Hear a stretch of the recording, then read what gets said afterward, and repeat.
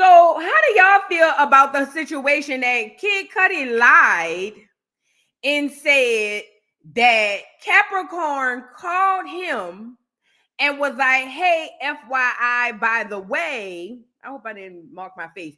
FYI, by the way, girl, we at your crib and Diddy is in your house. How do we feel to know that Capricorn said that's not how that happened? Capricorn literally was like, oh no, I called Cassie. And then when I called Cassie, she just so happened to be in the bed with Kid Cudi. Mind you, this was the part that got me. When she said she told Cassie to go get a burner phone and delete the text, they was like, well, why would you have her delete the text? She was like, because girl, she gonna get us both popped. Girl texting me on the phone. We trying to go up to Runyon Canyon or whatever it is. And she trying to bring her little spoogie. Girl, no. I work for this man. Girl, what? So wait. Cassie smart and slow at the same time? Girl, what you mean you trying to bring the nigga who you met through your nigga, who you now sleeping with behind your nigga back? You want to bring that nigga to a function with you and the girl who worked for your nigga, who you cheating on with a nigga who he introduced you to. What? And listen, let me say this too. Capricorn better than me because I wouldn't have took her to get no burner phone. Quiet as it's kept, I probably would have ratted on her. Because, girl, you trying to get me popped. Girl. And what I'm not going to do is go down between you and Diddy. Not going to do it. But when that girl said that girl was going to get us both popped, she said yes. I had to bring her to Best Buy and get her a phone. I said, so Cassie is green. But this is when I knew Cassie wasn't slow at all. And I kept telling y'all making this girl slower than she making herself. This is when I knew Cassie is very smart. Very, very, very, very, very smart. And Cassie ain't out here as dumb as y'all want to say she is. When Cassie got into it, her and Capricorn had the words back and forth. And Capricorn was like, girl, why don't you leave him? Cassie said, and go be with who? Jay-Z is already taken. Ooh, girl. When I say that right there, let me know that Cassie had a plan and Cassie was executing that plan by any means necessary. My girl said, and go be with who? Who I'm gonna go be with? Ain't but two black billionaires in the world. Who I'm supposed to go be with after I'm with this billionaire? Who? Jay-Z? He already got an old lady. Now what? Girl, when I tell you talking about the grind don't stop and the hustle don't quit, my girl said I might as well stay here and get karate kicked in this mansion than to leave here and go get karate kicked in somebody's group home, okay? Shout out to Cassie, bro. I keep telling y'all is giving Cassie too much victimhood that even Cassie don't want. My girl said, she said, why you don't just leave, Diddy? She said, leave. Wait, this how I imagined it, because I imagined it how I would have answered. Look, Voo, that nigga beating you up, girl. He karate kicked you. He was over there playing Who's the Master, showing up and kicked you in the back of the head, girl. We thought we lost you, girl. You went out, girl. We had to put something under your nose to have you come back too. Girl, what is going on? Like, you need to leave him. You need to leave him. You is worth more than this, girl. Leave him, boo.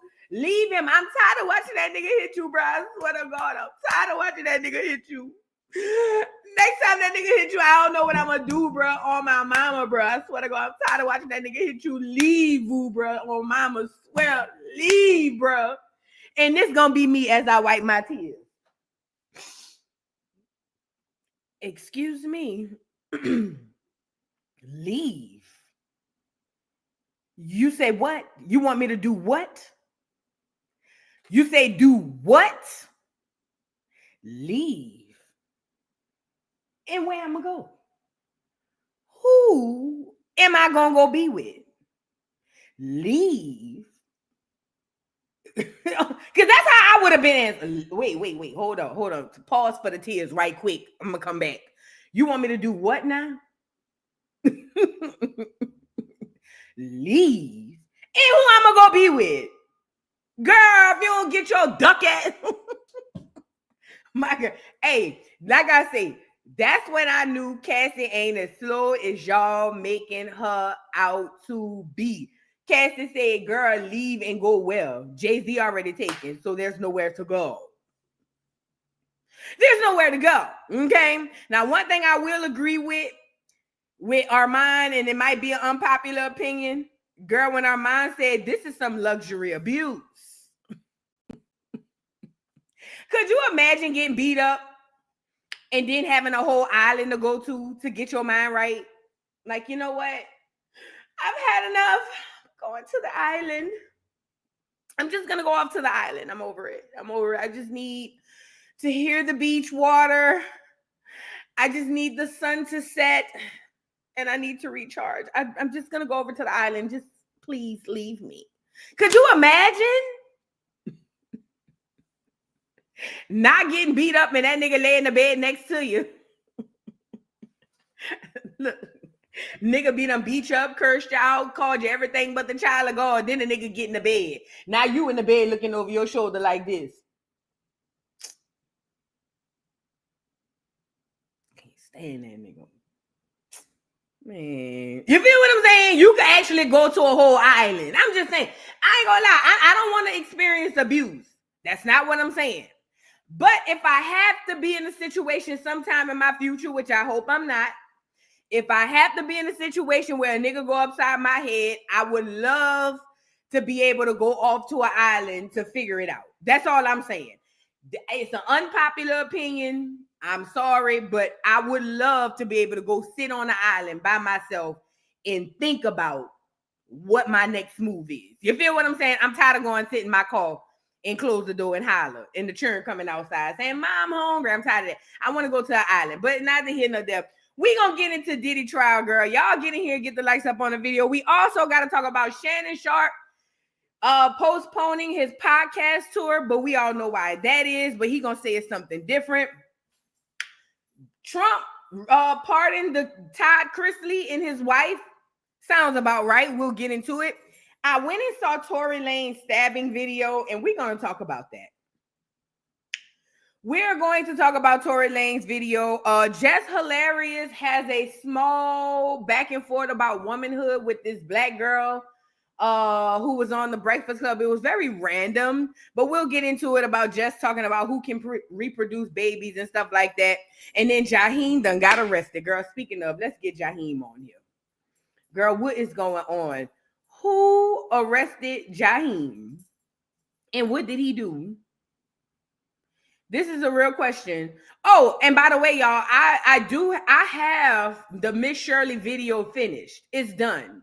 Do you know that yesterday, because I was uploading both videos, I also uploaded a video between Kaya and with Kaya and T.S. Madison. They got into it the other day. That's on the Dollhouse channel. Make sure y'all go over there and check that out.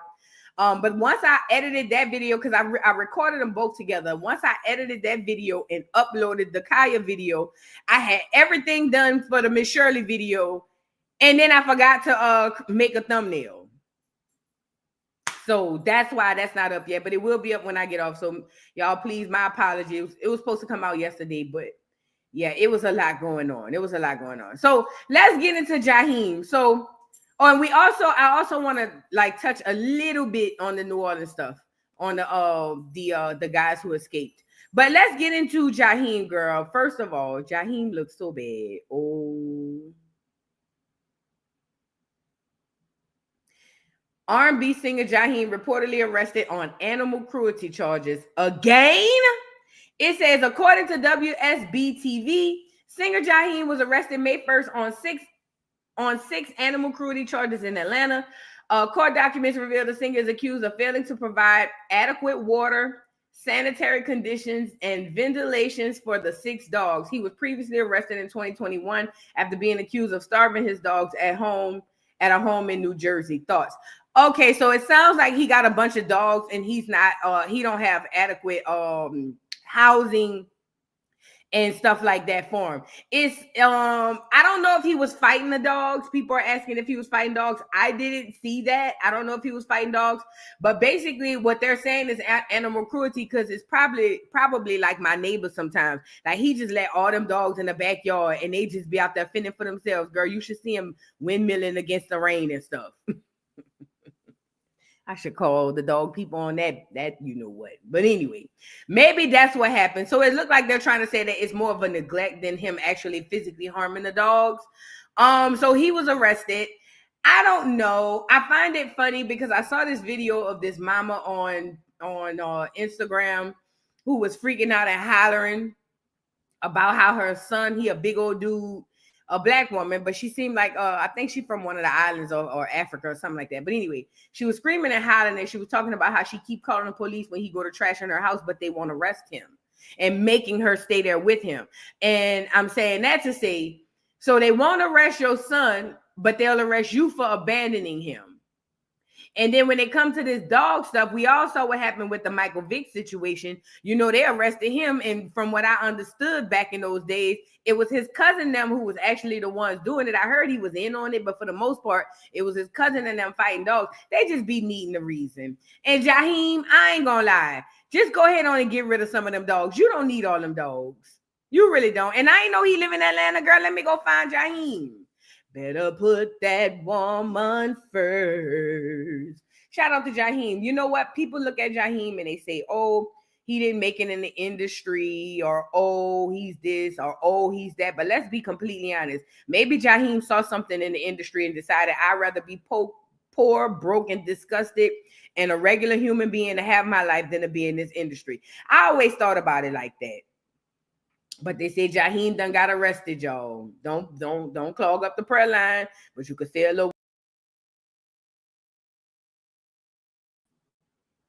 My bad. Don't clog up the prayer line. You could say a little 1-2, but don't do too much. Not too much. Easy on the extras. Easy on the extras with Jaheim. But we rock with Jaheim, though. We do. Now, I want to go over to this random post. So, Jess Hilarious was on the Breakfast Club with this girl. Let me show y'all the girl. Jess Hilarious was on the Breakfast Club with this girl. And at the end of, I don't know who this girl is, and maybe I need to read, but at the end of it, Jess made a comment and was like, oh, and by the way, I want you to end up with someone who understands that only women can reproduce babies. And the girl had a response and was like, well, you know, gender is a construct and it's social and all. It was random, but I understood where it was trying to go. But I don't like that it made it look like the girl, not Jess, was actually speaking truth to power. But the fact is she wasn't. It's just the way that it went down. And I saw this and I want to talk about it. Y'all get the likes up on the video, please. Let's get into it right quick. It says political commentator, that's her name, Lene Vinny, educated Jess on the difference between gender construct and identities after Jess said only women can have babies. If they have a uterus, you can have a baby. You can be biological female, but you can't be biological woman. Let me say this. I thought Trump got rid of all of this, but since we're here, let's go back to it. Any person that possesses a uterus, if you are a younger person, you are a girl. If you are an older person, you are a woman. If you in between old and young, then you can also be a young lady. But a man will never be a woman. And the fact that they're remixing this whole thing to make it seem like, oh yeah, but a woman is different because it's a social construct. No. A woman is the adjective that describes the noun which is the female. Like, let's really be clear about that. I get it. With being able to self-identify certain things, a lot of people will be able to say, oh, well, I identify as this. And we played this game. If that was the case, I identify as a millionaire. But that doesn't necessarily mean that my reality matches what I identify as, okay? Now, I'm of the belief, I don't mind if somebody's a TS and they be like, hey, girl, my pronouns are she. I don't have no problem with that. I don't have an issue with that. I respect a person being called whatever they want to be called. It won't hurt me. It won't take nothing out of my mouth or anything to respect what a person would like to be called. And I don't have an issue with that. I think the problem comes in for me when we start to muddy the waters in fact and science. Okay, so let's get into what the girl had to say and how she kind of like checked Jess hilarious in a calm way at the end, and I didn't too particularly like it. Let's get into it. So why should we? And we, especially if we're already playing catch up, like it's never a day when we should just be like, oh, the struggle will be here tomorrow. But that means you should also be strategizing for tomorrow. And it's not to say that your life has to be completely shaped by that. Because I say often, like my friends think I'm single now, and they're like, so what, you want like a Mark Lamont Hill? No, like no shade to Mark, he's great, but I don't need that to encompass my entire life. Like I'm still a human being. So I'm not saying that you got to live, breathe, die, fight the power, but you do have to have some things ingrained in the way that you move about your day, period, to understand that the work never stops. So we just got to find that balance. And for you, I want somebody who knows that women can have babies. Oh, okay. Only women can have. So as you can see, it was super random. The girl talking about her dating life, and here comes Jess. I want somebody for you that understands that only women can have babies. And here's where the girl is going to go in to correct Jess. Now, like I said, a woman is an adjective. The word woman is adjective. It's a word that describes the noun, right? The noun right here is the female. What kind of female is it? Is it a girl or is it a woman? Is it a young lady? Is it a teenager? Is it an elder? What kind of female adjective would this be? So when you say a woman, the idea is that this is an adult female. See, I remember there was this thing on Twitter where they were saying they had this whole thing, what is a woman, during that last administration. And people were scraping and scrambling to figure out all over the world, what is a woman? Adult female. Like, it's not even hard to conceptualize. I don't know. But let's get into what happens next. Have babies. I just want to let you know that. Interesting. There are other people who can have babies. Okay. Yeah. I mean, if they have a uterus, they can have babies. But they just might not identify as women. Okay. Any person with a uterus, even though they may not identify as a woman, biologically, that person is a woman, because you wouldn't call someone 25, 30, 40, 50 plus years old a girl. The way society works is you would put a handle on that and speak to her as a woman, address her as a woman. So any person that carries a uterus is biologically, may not socially, but biologically, a person that carries a uterus is a woman, if you're an older woman. Yeah, she's trying to say trans man. And listen, trans man is obviously a title, but we have to put the emphasis on the words that need the emphasis on. Trans. Not the man part, the trans part, meaning I'm biologically this, but now I identify as this because I believe or I feel that this is what it is. That's what I think that's another thing that happened too. They took a lot of emphasis off the word trans and put all of the emphasis on the word that follows after, rather it be a man or a woman. At the end of the day, a trans is just that. It's just a person who may have biologically been one thing, but decided that they wanted to turn around and do something else. So let her finish really quickly so we can move on. I ain't trying to ruffle no feathers, honey. Those are two different things. Like, you can be biologically female, but you can't be biologically woman. Because woman is a gender construct, a social construct.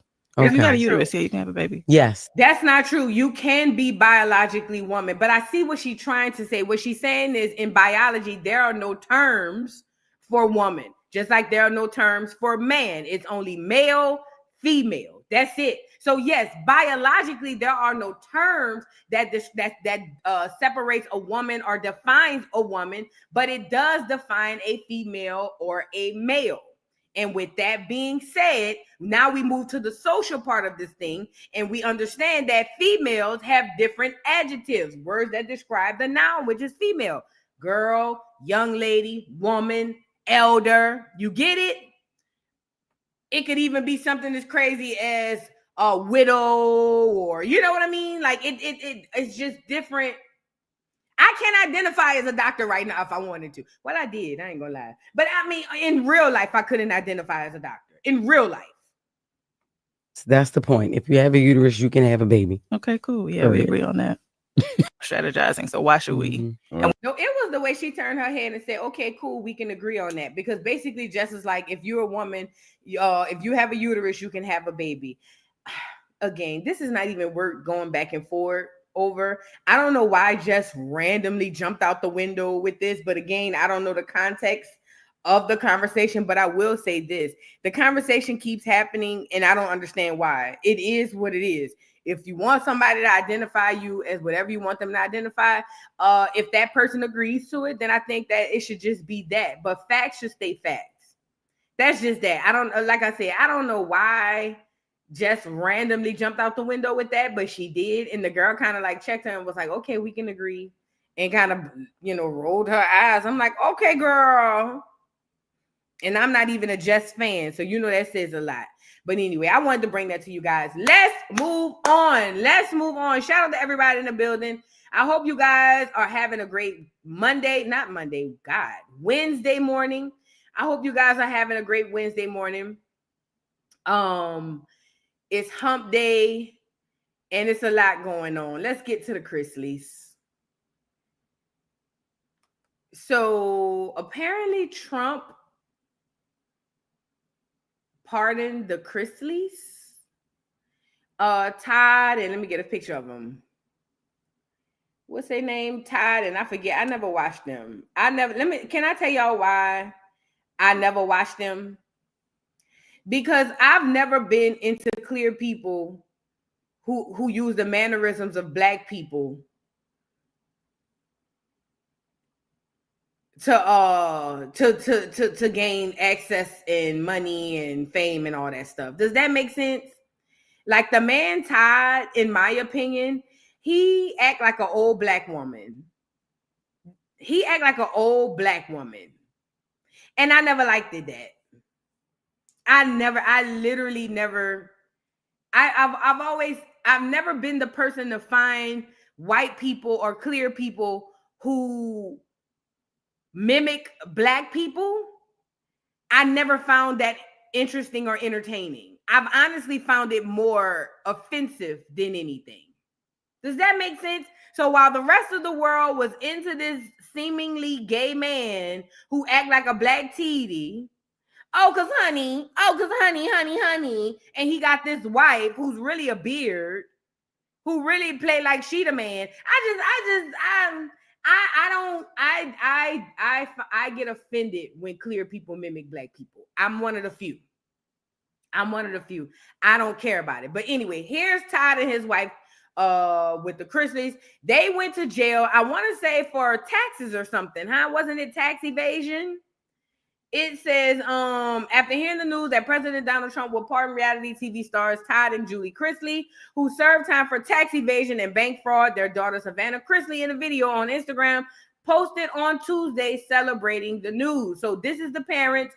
They got put in jail for tax evasion, and the daughter came out and had something to say. Y'all, let's get into what the daughter had to say. She's so excited that her clear mammy and her clear peppy is getting out of jail. It says, Savannah Chrisley took to social media to express her gratitude to President Donald Trump and his administration for granting pardons to her parents.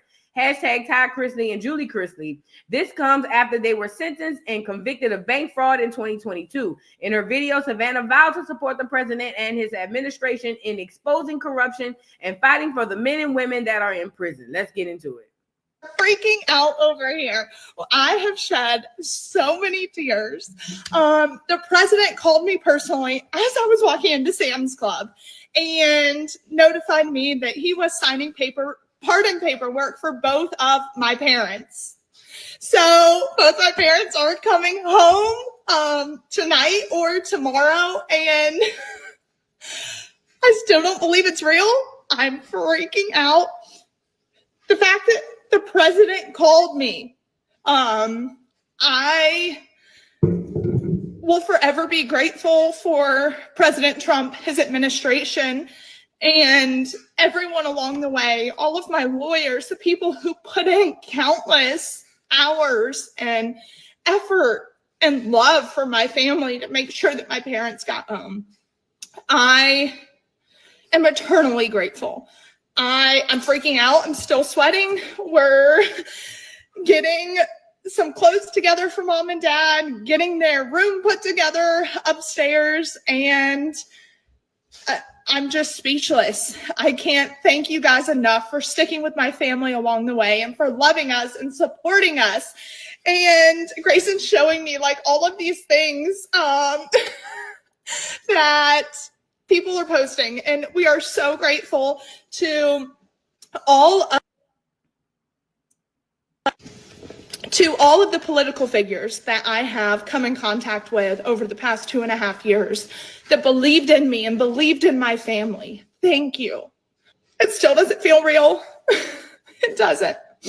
I'm freaking out. So I'm going to go and prepare to go pick up my parents. And I just can't thank you guys enough. They're coming.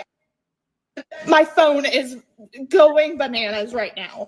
But President Trump didn't just commute their sentences. He gave them a full unconditional pardon. So for that, I am forever grateful. Thank you, President Trump. And I vow to stand next to you and your administration and exposing the corruption and continue fighting for the men and women that are in prison and creating a system that encourages. Girl, stop I mean, my phone. I just thank you. Real. Thank you. And I will repay your kindness to every person that I meet. So thank God for a president like Donald J. Trump. Thank God for a president who wants to restore families and who loves people and loves people well and took the time to call me from the Oval Office to let me know that my parents are getting their lives back. Thank you. So now I'm going to go finish. I need to put on some makeup. I'm going to change my outfit. I'm probably going to wear my pink MAGA hat to go pick them up.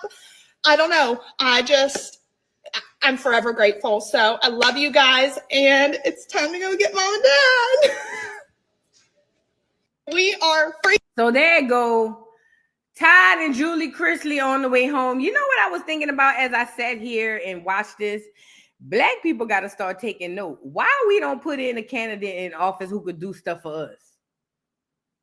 We just be so focused on who we supposed to love and who we supposed to hate because one side told us to hate the other side. We don't never go back door to a candidate and be like, bruh, we gonna put you in, but you need to do X, Y, and Z. Like, what she did what she was supposed to do. Promote and support Trump because she want her mommy and daddy out of jail. We be so much in our feelings to where one side tell us not to support the other side because they all evil. Whole time, everybody evil, and we don't get nothing out of it. Why we don't pull one of these candidates aside and be like, hey, for the black community, this what we put you in, but you gotta boom, boom, boom. Yay. You don't think that be the conversation happening with them clears behind the scenes? We'll catch up one day. But let me say this. A lot of people mad at this. I'm not, because for two reasons. Number one, Trump is a clear man, and Trump is doing what he's supposed to do for his people, which are clear people. It's time for us to put somebody in there that's going to do for us. If we ain't going to combat that, we're putting somebody in that's going to do for us, we're going to continue to vote off emotion, then it is what it is. We can't get mad when they do them, okay? But number one, yeah, they're clear. He's doing what he's supposed to do. And number two, Trump done pardoned how many of these raggedy rappers? It's all right. They can have it. Girl, congratulations. I don't know. Niggas don't care, but I don't know why the Shade Room keep posting everybody outside of niggas. But you see what I'm saying? But I mean, congratulations to the nigga who watched them, to the niggas who watched them.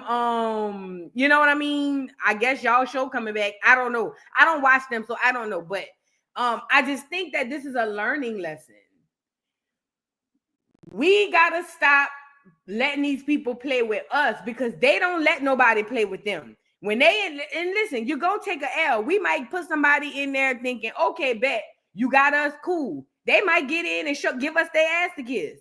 But don't worry about it. It's par for the course. What happens is on the next go round, you make sure that that person don't stand a chance. So the next person y'all put in, they'll understand the grave consequences. You see what I'm saying? It's crazy. Z, thank you for saying this. Says these blogs are so democratic, but post everything Trump do just to get bots in the comments angry. Facts. Most people haven't caught on to that. It's almost like if they're so Democrat, you would think that they will post mostly what's going on with the Democratic Party, but most of their content be the opposite side. But it's just to keep us emotional and in our feelings. So we won't, you know what I mean? So we won't think logically. We'll be thinking using our feelings like we do every 4 years. You know what I'm saying? But that's how I go. Yeah, it's crazy. It's crazy. But she's doing what she's supposed to do. She supported her candidate and he did what she wanted to be done for her. I think that that's smart. I think that that's very smart. And I don't care one way or the other, honestly, simply because, girl, Trump done pardon black people. I didn't even want pardon. Hell, Lil Wayne, for why? Let that nigga sit down. Thank you, Dimple Pop, for being a member for 6 months. Says, you so effing funny, boo. Thank you so much. And thank you for being a member for 6 months. And thank you for the super chat of 777. Thank you so much. I received that. Freeman's Network, thank you for the super chat. Says, hey, dog, we still love you in the BKNY. I want you to get at the Heavy Boot, Acorns, and Coons, Vince Ellison, and April Chapman. I don't know anything about them. Send it to me. What's going on, honey? Send it to me. VoodooDollPodcast@gmail.com. You know I'm going to roll them up. You know I'm going to roll them up and roll them out. Got to know that, okay? So now we need to move on with Todd Chrisley and them. Hold on. Sorry, y'all.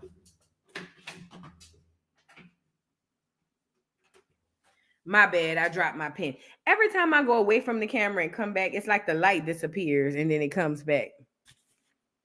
Weird. All right, let's move on to Shannon Sharpe.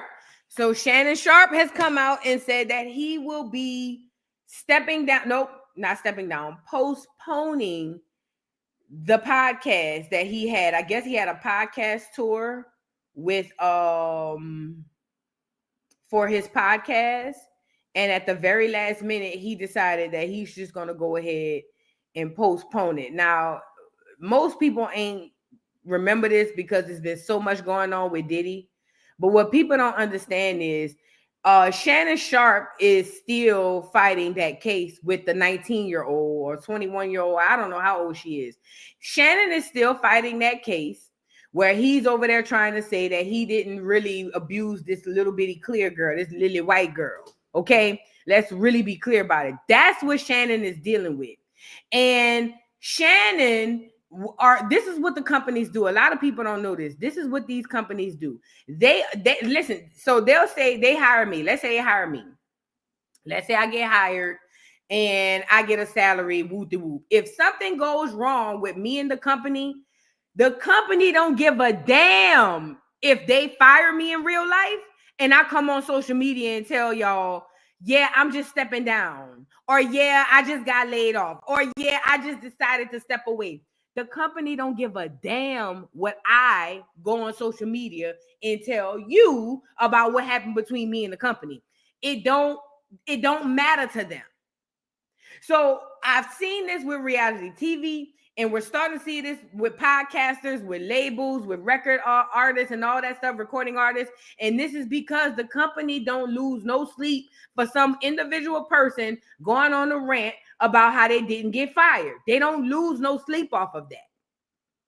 So as I'm seeing it in reality TV, podcasts and record labels are the same thing. Everybody signed to all these deals, all these 360s. And what I believe is happening behind the scenes is they telling Shannon, hey, bro, we about to back away from you.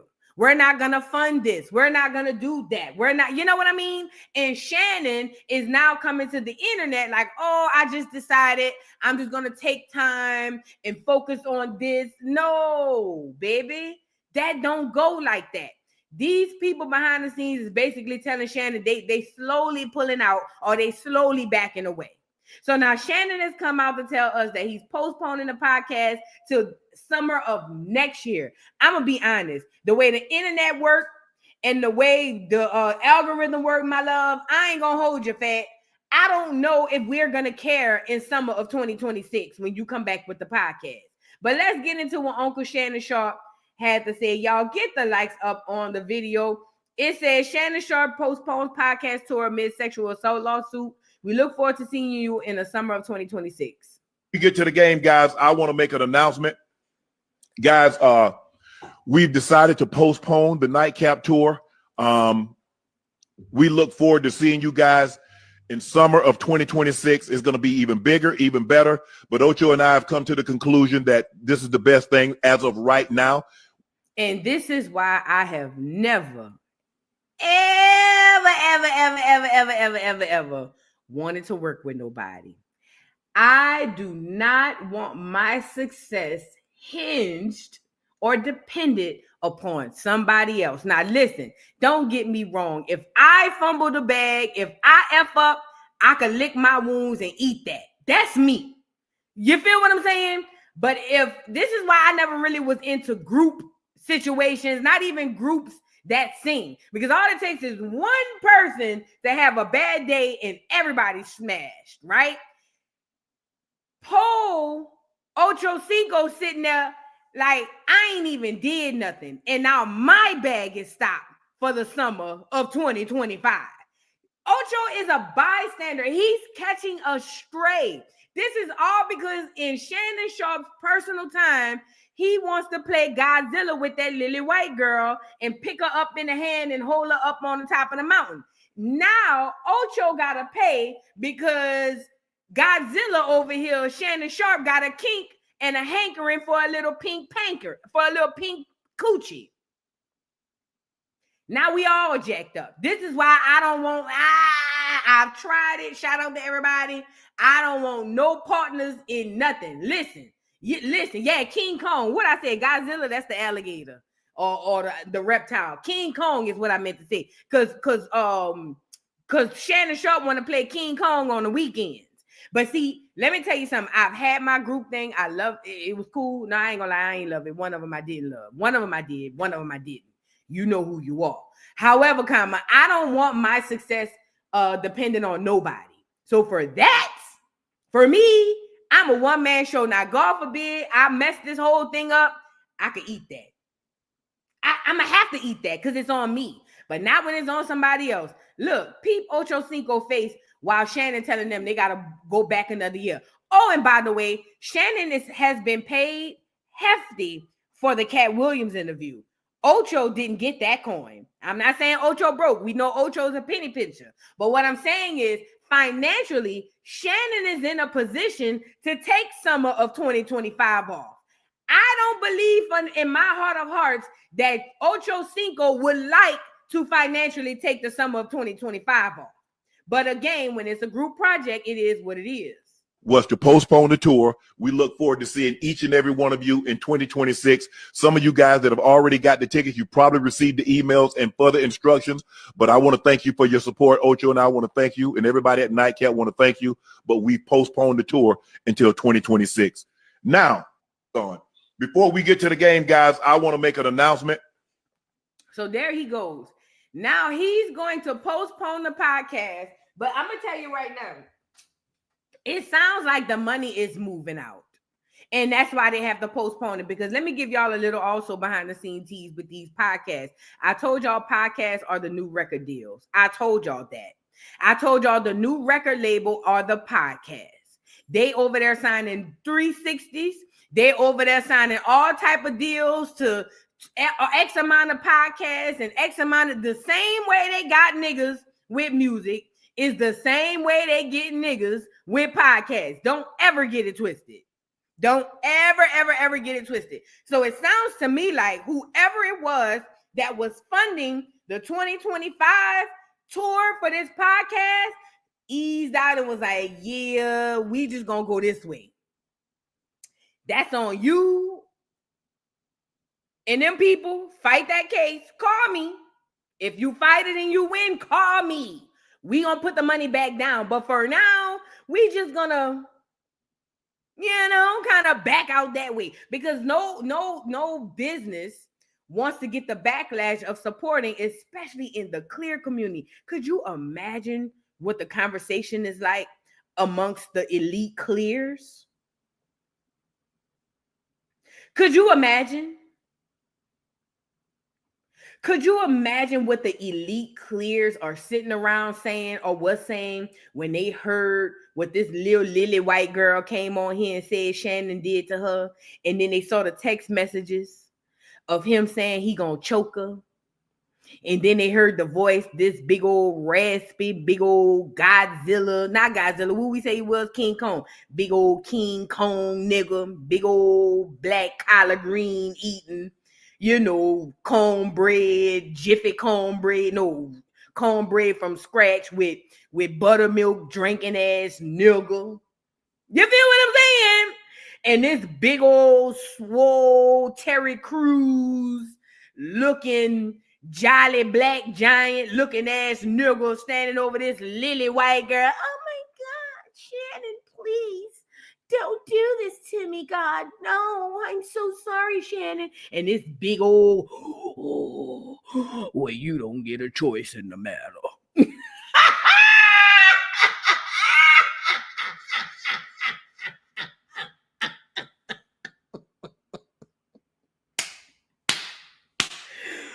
Bitch, when Shannon said, well, you don't get a choice in the matter. I would have got, look, see, this how I would have lost my sugar D.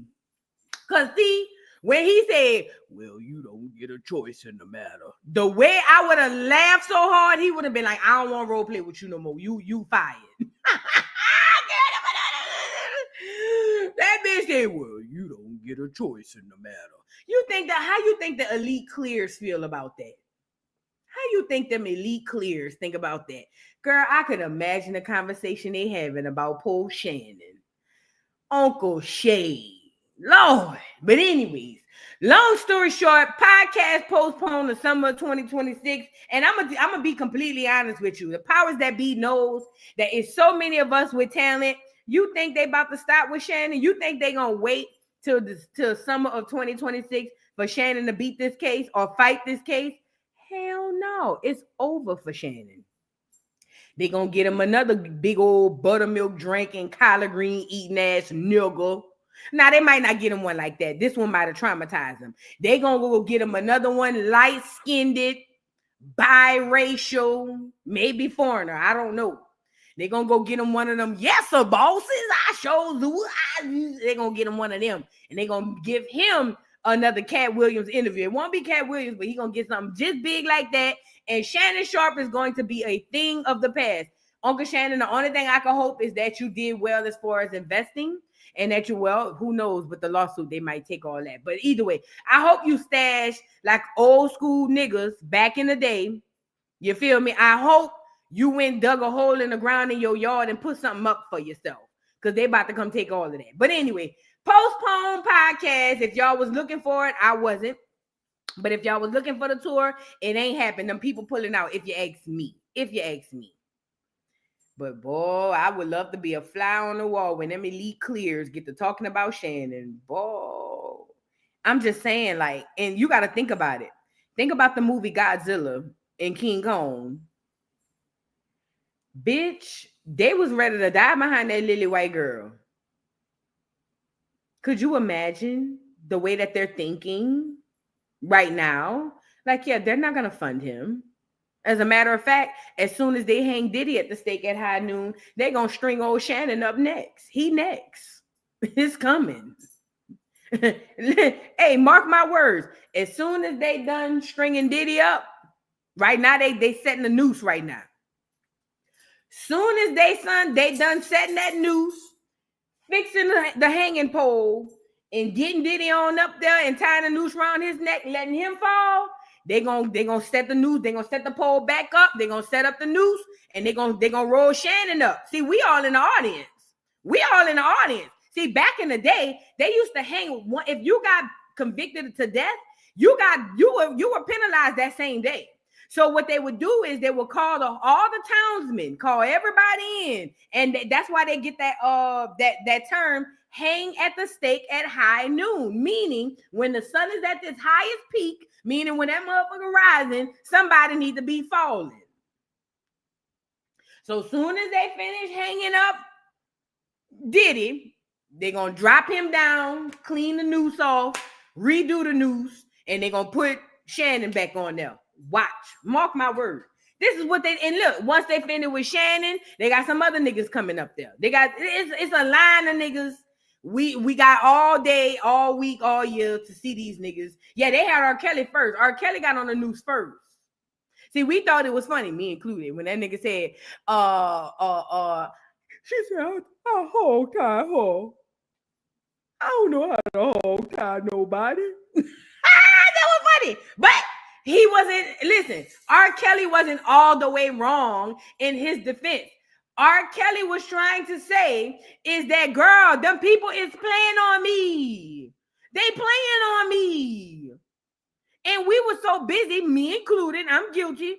We were so busy into the sensationalism of it all. We were just like, fry that nigga. Me included, I'm guilty. Now, I started squinting my eyes when the Bill Cosby thing came. I'm going to be honest.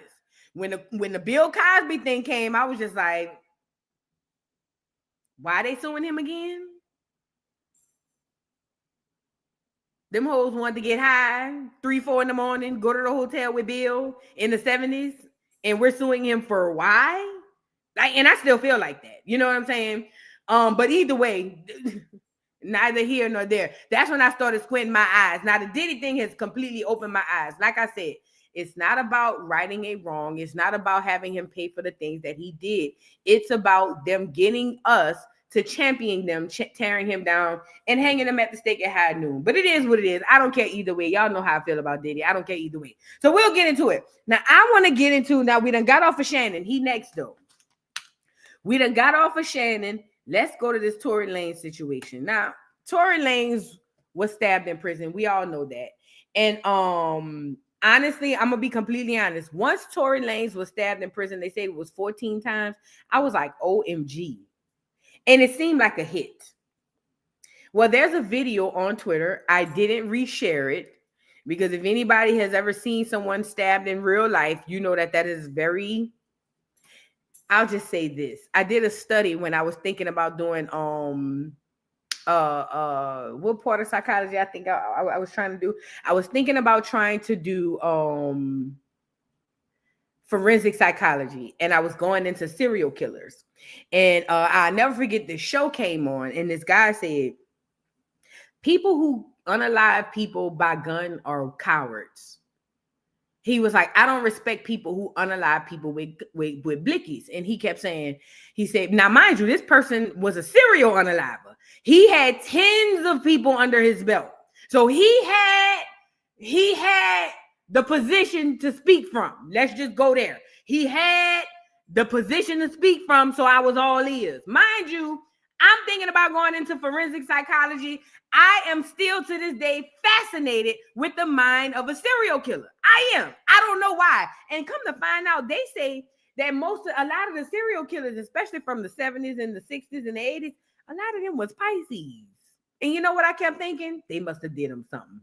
But neither here nor there. That's neither here nor there. So he said, I don't respect people who use blickies to unalive people because it's not personal. He was like, in order to really be a man, or in order to really be a person respected or recognized as an actual unaliver, he was like, you have to get up on somebody. He said, until you understand what it feels like when, he said, every single move of a stabbing gives you a high. When he talked about how it feels when your arm cocks back, and then how it feels when the knife breaks the skin, like that's an organ. He started talking about how it's connected to sex, okay? He talked about how when a knife breaks the skin, that's a sensation. Then the knife going in is a sensation. Then the knife pulling it out is a sensation. Then the knife going back in is a sensation. He even talked about how it was a sensation when you go to pull it out and it's hard to pull out because it's too deep in. Like, all of this stuff is a sensation to these people. Okay? Now, mind you, I was very... and I still am very intrigued by it. I just, after doing the research, I realized, girl, I ain't trying to have no long-term trauma, trying to understand the crazy mother effer, because a lot of those psychologists have long-term issues. Because, you know, you got to go there, interview them, you got to be with them. Like, a lot of them in their brain, people don't tell y'all that. If anybody going into the field of psychology, people don't tell y'all when they go do their OJT, they on the job training and all that stuff, and they got to go out and do that, they're not right. And I said to myself, as much as my nosy ass would like to know, it ain't worth me losing this. Okay? So yeah, I'm saying all that to say, but anyway, I was going somewhere with this. So I saw the Tory Lanez situation. It's on Twitter. I didn't repost it, but it is on Twitter if anybody's interested in seeing that entire altercation. So the altercation between Tory Lanez and that inmate was caught on tape, ironically, and it's all over the internet, ironically. Y'all already know how that go. TMZ got the tea, whatever the case. I think the Shade Room got the tea, or whatever the case may be. And the way this man was stabbing Tory, he definitely wanted Tory dead. Now, in an interview that I'm going to play you a little bit of, in an interview, they're going to ask him, hey, were you trying to unalive Tory? And he's going to say, no. According to him, to the guy, Hispanic guy, he's claiming that he heard from some people in jail that Tory allegedly had been going around saying that he was going to put books on his head. Now, the interviewer was like, so then why would Tory want to put books on your head? Like, what did you do? Did y'all have beef? Did y'all have any type of prior situation?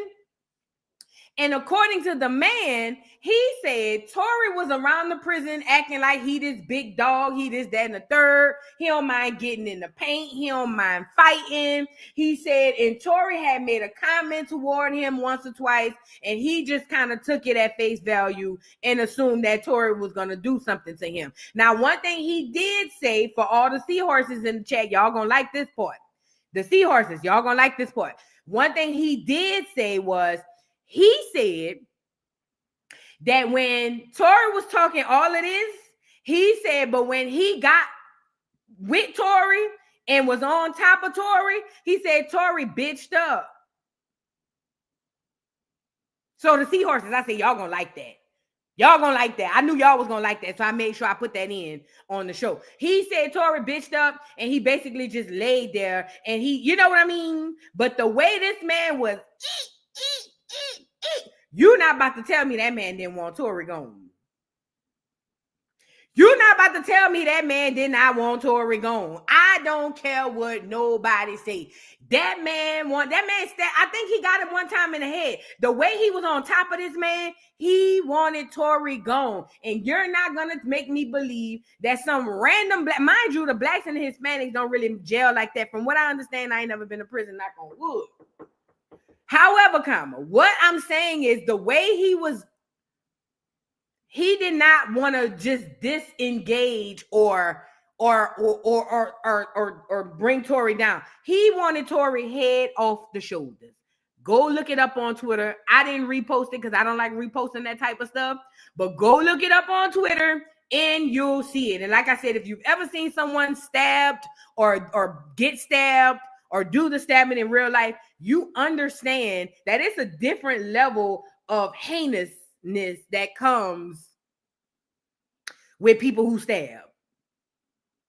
If you've never seen somebody cut or stab, you don't understand. If you've seen it, you know exactly what I'm talking about, okay? Now, I want to go to the interview that the guy did. The guy did an interview, and I want to play a little bit of the interview and what he said happened in this whole situation.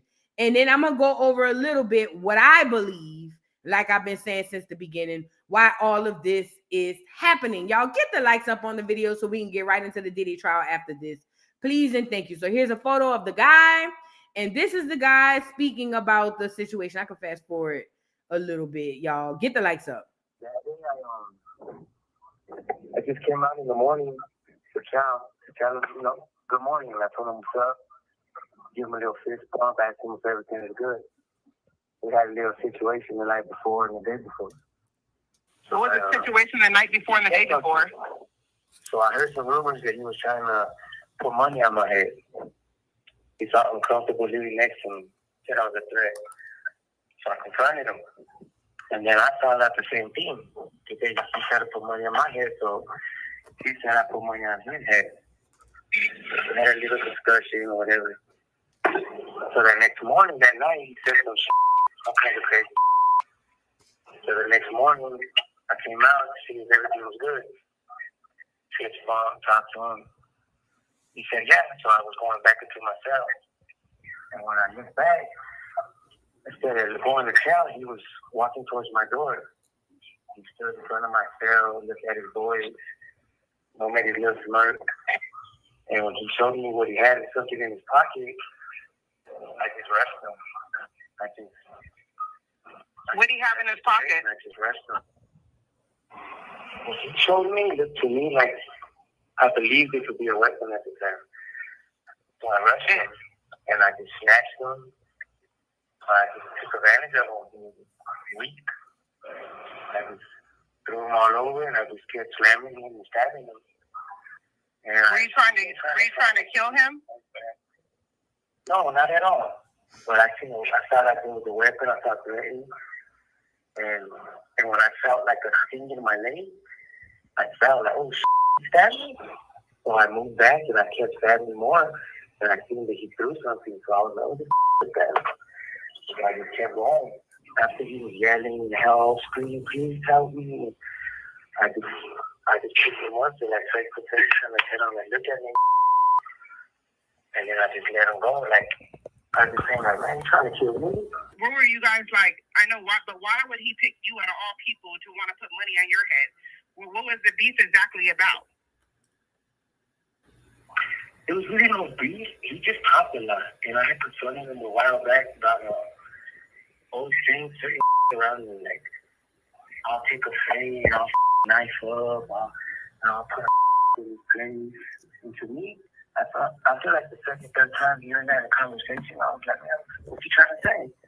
So I approached him and told him, like, what's up? Like, just go, I'll come into your cell, we'll do whatever. Like, let's play this game then. Because I felt like he was kind of antagonizing me, like testing me, like if someone was afraid or something. We were cool in the beginning. We were cool for like a year. We chilled, kicked it together, everything. It just, they're not on that type of prison yard, Rochelle. Okay. No. They got like little fractions, but she was more like he was different. He started kicking it with certain people, you know. And when we started doing that, that's kind of when we had our little misunderstandings and we stopped talking as much. But we were neighbors for a while. I've been knowing him for about 2 years already. Okay. And during the situation when you and him grew a friendship? Yeah, we were cool. We chilled, we ate, we drank, we partied, kicked it. Yeah, we were good. How much did the guy... Really quickly. So, according to this man, him and Tory was cool for a whole year. They didn't have no issues. And he started feeling played in his own mind because Tory was saying stuff like, oh, I'm really outside. I'm really nice with these bitches. You feel what I'm saying? I don't mind fighting. I don't mind taking a knife. It is what it is. You know what I'm saying? So he, in his own mind, feel played. So then he turns around and sets up a situation to stab Tory. Even though you and Tory ain't had no issue before that, y'all were actually cool. You don't think you could have pulled Tory aside and be like, bro, who you talking to? You talking to me? Don't get me wrong. I believe that Tory was in there popping it. I do. And you got to think about it. That's part of survival. Listen, if you go in there, and I've never been to prison, so take this with a grain of salt. This is just my assumption. But if you go in there acting all weak and all timid, they're going to play with you. Now, I don't think that the opposite should be the route to go in there puffing up your chest. I don't think that. But you have to show some level of I won't be fucked with in order for niggas to know not to play with you. For all we know, Tory wasn't even talking to him. But in his own mind you, somebody he was cool with, you feel played, and now you sitting up there talking about, oh, now I'm about to stab him? And somebody pointed out that he's on the 3-way being coached. That's what it sounds like to me. The whole thing from the beginning sounded staged, and it sounded like somebody paid him to do that. That's what it sounded like to me. But let him finish. Hold on. I tell you that he paid to have you killed to get off the yard. Oh, he said double whatever I was offering, but I never made that offer. That's what I didn't understand. He said that someone told him I offered people money to get rid of him. So he said he would give that person double and some dope and stuff.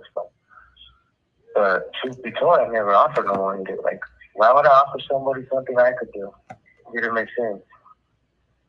But once he yelled and made threats and I'll have you killed and, you know, have a run up to you, say all that comments, I felt like, all right, you threatened my life.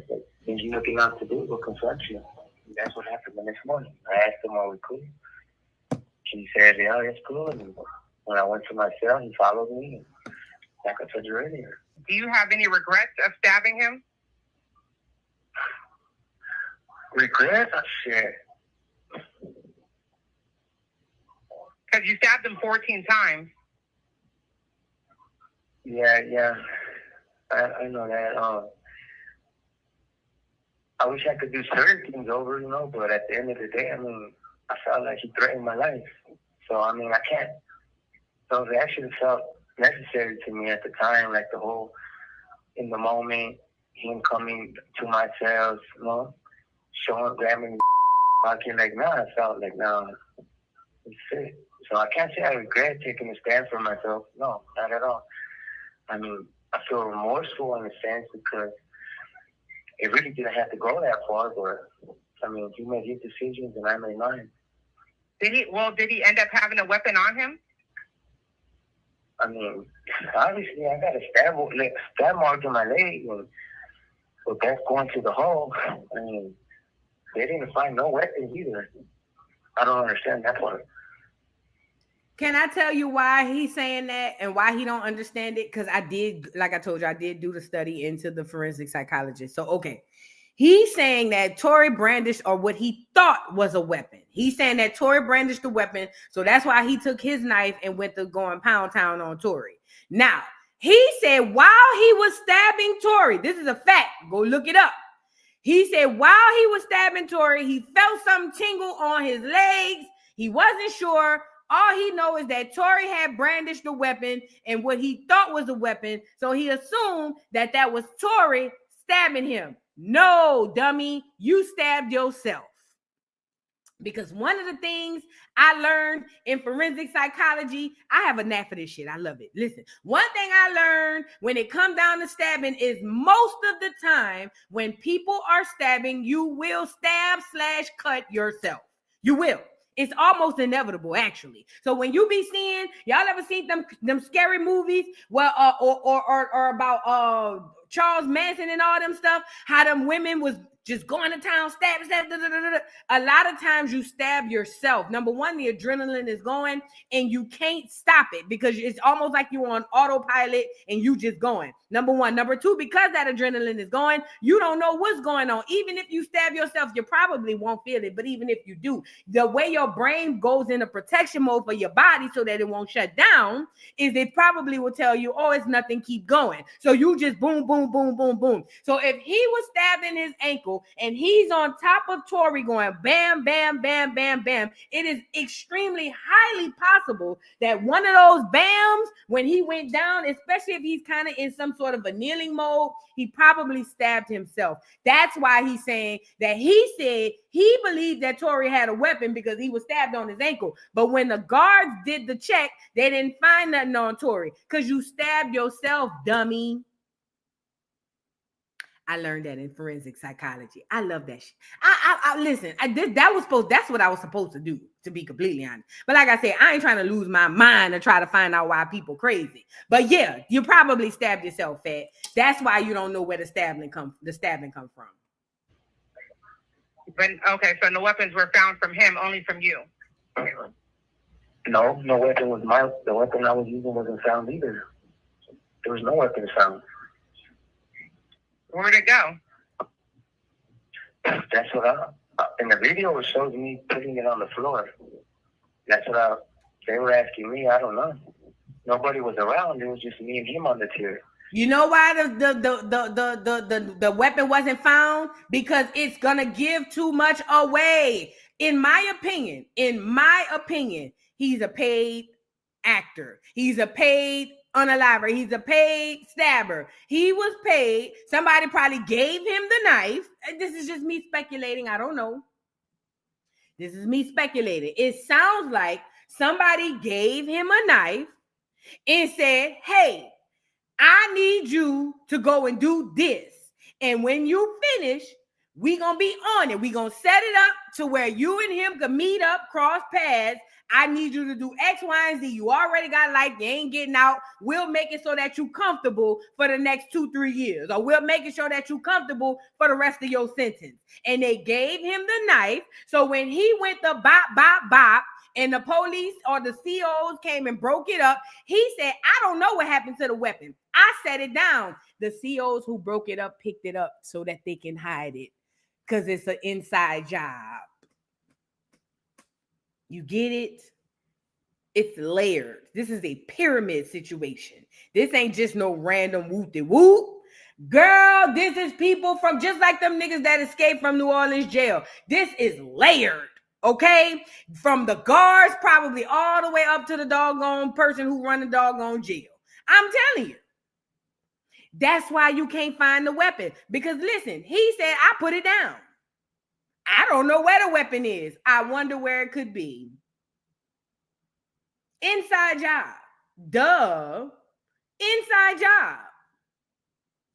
Inside job. But I've been saying that since the beginning. There wasn't no day room. Nobody was standing next to us. It was just me and him. And who saved them? I let him go. I picked him up. I told him, like, look at me. He looked at me, and then I just slammed him on the floor and kind of kicked the back of his butt with my foot, like pushed him, let him run away. And did he run away, or did he crawl away, or how did he get away? He ran, screaming. He knows. He knows. All right. So that was the guy. So now the guy said basically, after he stabbed up Tory, he picked him up to look at him. Now, why? I don't know if he was picking him up to making sure he's still alive, or I don't know if he was picking him up to make sure he was on his way out. Either way, something happened where the job wasn't finished. He said he then slammed Tory back to the ground, and if you go watch the video, you can see that Tory did jump up and run down the stairs. So if y'all don't know what happened was, let me see if I can get a still shot.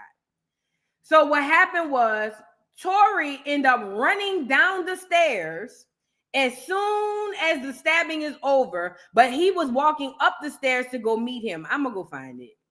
I'm going to just go get it. So y'all, I ain't going to show y'all the actual stabbing, but I want y'all to see. So, because if you seen the video, then you understand what he's saying when he said, oh, he just ran and started howling and screaming. I couldn't hear it because there's no audio on the video, but yes, he did run down the stairs. Hold on. All right, let me show you. I got to get it to where it needs to be before I show y'all. Hold on.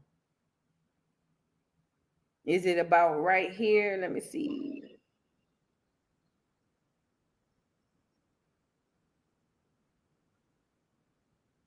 All right. It's kind of like, dang, this kind of cuts it off really fast. Hold on. I want to show y'all a video where you could see it. And you could see him. I think they all cut off that fast. But just so you know, I'll show y'all. Look, let's go here with it. So here is the place in question. This, can y'all see that? Y'all can see it. Okay. This is the place where the stabbing took place. Here is the top of the stairs. Tory is going to be standing here, and the guy is going to make it. From what I understand, he said he was standing by my door. So I'm assuming this is the guy's cell. And Tory is here. The guy's going to come out of the cell here. The stabbing is going to happen here. Okay? If y'all tracking that. Now, when he picked Tory up and yanked Tory back down to the ground, Tory's going to jump up and run down these stairs. Let me see if I can find it. You can see it a little bit here. When Tory jump up and run down the stairs. Hold on. You see? That was Tory right there. That's Tory right there running down the stairs after the whole stabbing take place. Okay? So I believe him when he said he was screaming and hollering and jumping and all of that stuff. But I'm pretty sure the adrenaline was going. And although he probably felt the motion of the knife going in and out, he didn't probably grasp what was happening, which is why he was able to jump up and run away. That's what adrenaline is for. It's to save you, to get you to a place of safety, and then you could deal with whatever's wrong with your body. That's why you have adrenaline. You're welcome, okay? Now, yes, after being stabbed, that's what adrenaline do. Adrenaline will run you up out of there to get you to safety, okay? That's what it's for. That's why you ever seen, I've witnessed people be shot and literally sit there. It's because their adrenaline is going and it's not allowing them to stop and process the fact that you injured. That's what adrenaline is for. Okay, so boom. So that's Tory running down the stairs. That was the guy. It's giving hit to me. It's giving hit to me, and I'm gonna be honest. Y'all know I'm a conspiracy theorist. Y'all know I goes for. And two things popped in my head. Number one, Meg's team, Rock Nation, hired these folks or hired this dude to come in and finish him because he was on the way to bring out testimony. Remember, these lawyers be knowing about stuff before we hear it on the blogs. So his lawyer was getting ready to bring out testimony to prove that he's innocent. Not only that, he's asking for a retrial in court. He's got all of this stuff that's going to literally tear Meg down in the court of public opinion. And they don't need that to happen because money-wise, they've invested too much in her. Get her up out of here. That's my first theory. But y'all know I'm a conspiracy theorist. I go as far. My second theory is Tory paid the team, or Tory team paid that man to do that. And that's why he picked his ass up to make sure he was alive and he wasn't dead. And they did just enough to get Tory the hell up out of there. That's my second theory. Either Rock Nation did it or Tory team did it. Either way, somebody did it. Does that make sense? So now Tory is running around here talking about, in his team, he's got the petition going. The petition basically showed y'all that over 300,000 people want him released. And the people is over there signing the petition to get him out. Now, I've showed y'all this before. This is bigger than rap. This is bigger than anything you guys could ever even fathom. This is what's really going on. We've talked about this before on this channel. Once Tory was able to crack this system to show how you don't need that middleman. Think back to this. Think back to this. Think back to the movie Sinners. Put a 1 in the chat if you watched the movie Sinners. Put a 1 in the chat if you've seen that movie yet. If you haven't, spoiler alert, and I don't feel bad for you, girl. You should have been went out there and saw it, girl. Put a 1 in the chat if you watched the movie Sinners. And I'm about to drive this home and we're gonna move on to Diddy. I'm trying to see something.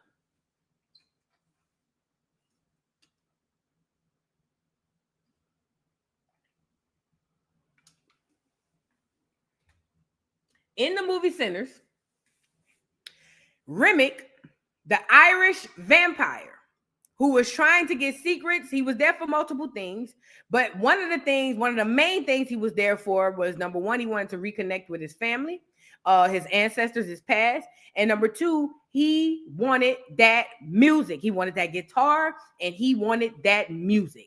That music meant everything to Remick. That's why Remick refused to leave when they kicked him out of the doggone thing. That's why Remick stayed there. He said, I'm gonna walk away slow. I'm gonna walk away slow. Y'all remember that? because the value in that music is astronomical. You can literally control large masses of people through that music. This is what Remick understood. This is why Remick was ready to risk life and death in order to capture that talent of that music, that guitar and that doggone person singing that song, because they understood, like the Bible, I can control huge, large masses of people and have them at the tip of my finger anytime I want it. And if you think I'm lying, if you ever watch Michael Jackson in his prime, then you understand that if Michael Jackson held a concert, and at that concert, Michael Jackson picked up a microphone and said, I need everybody in here to turn on all security and unalive them, do you know that those people would have done any and everything that Michael Jackson told them to do? Why? Because just like Beyonce, when y'all go to these folks' concerts, y'all be under a spell.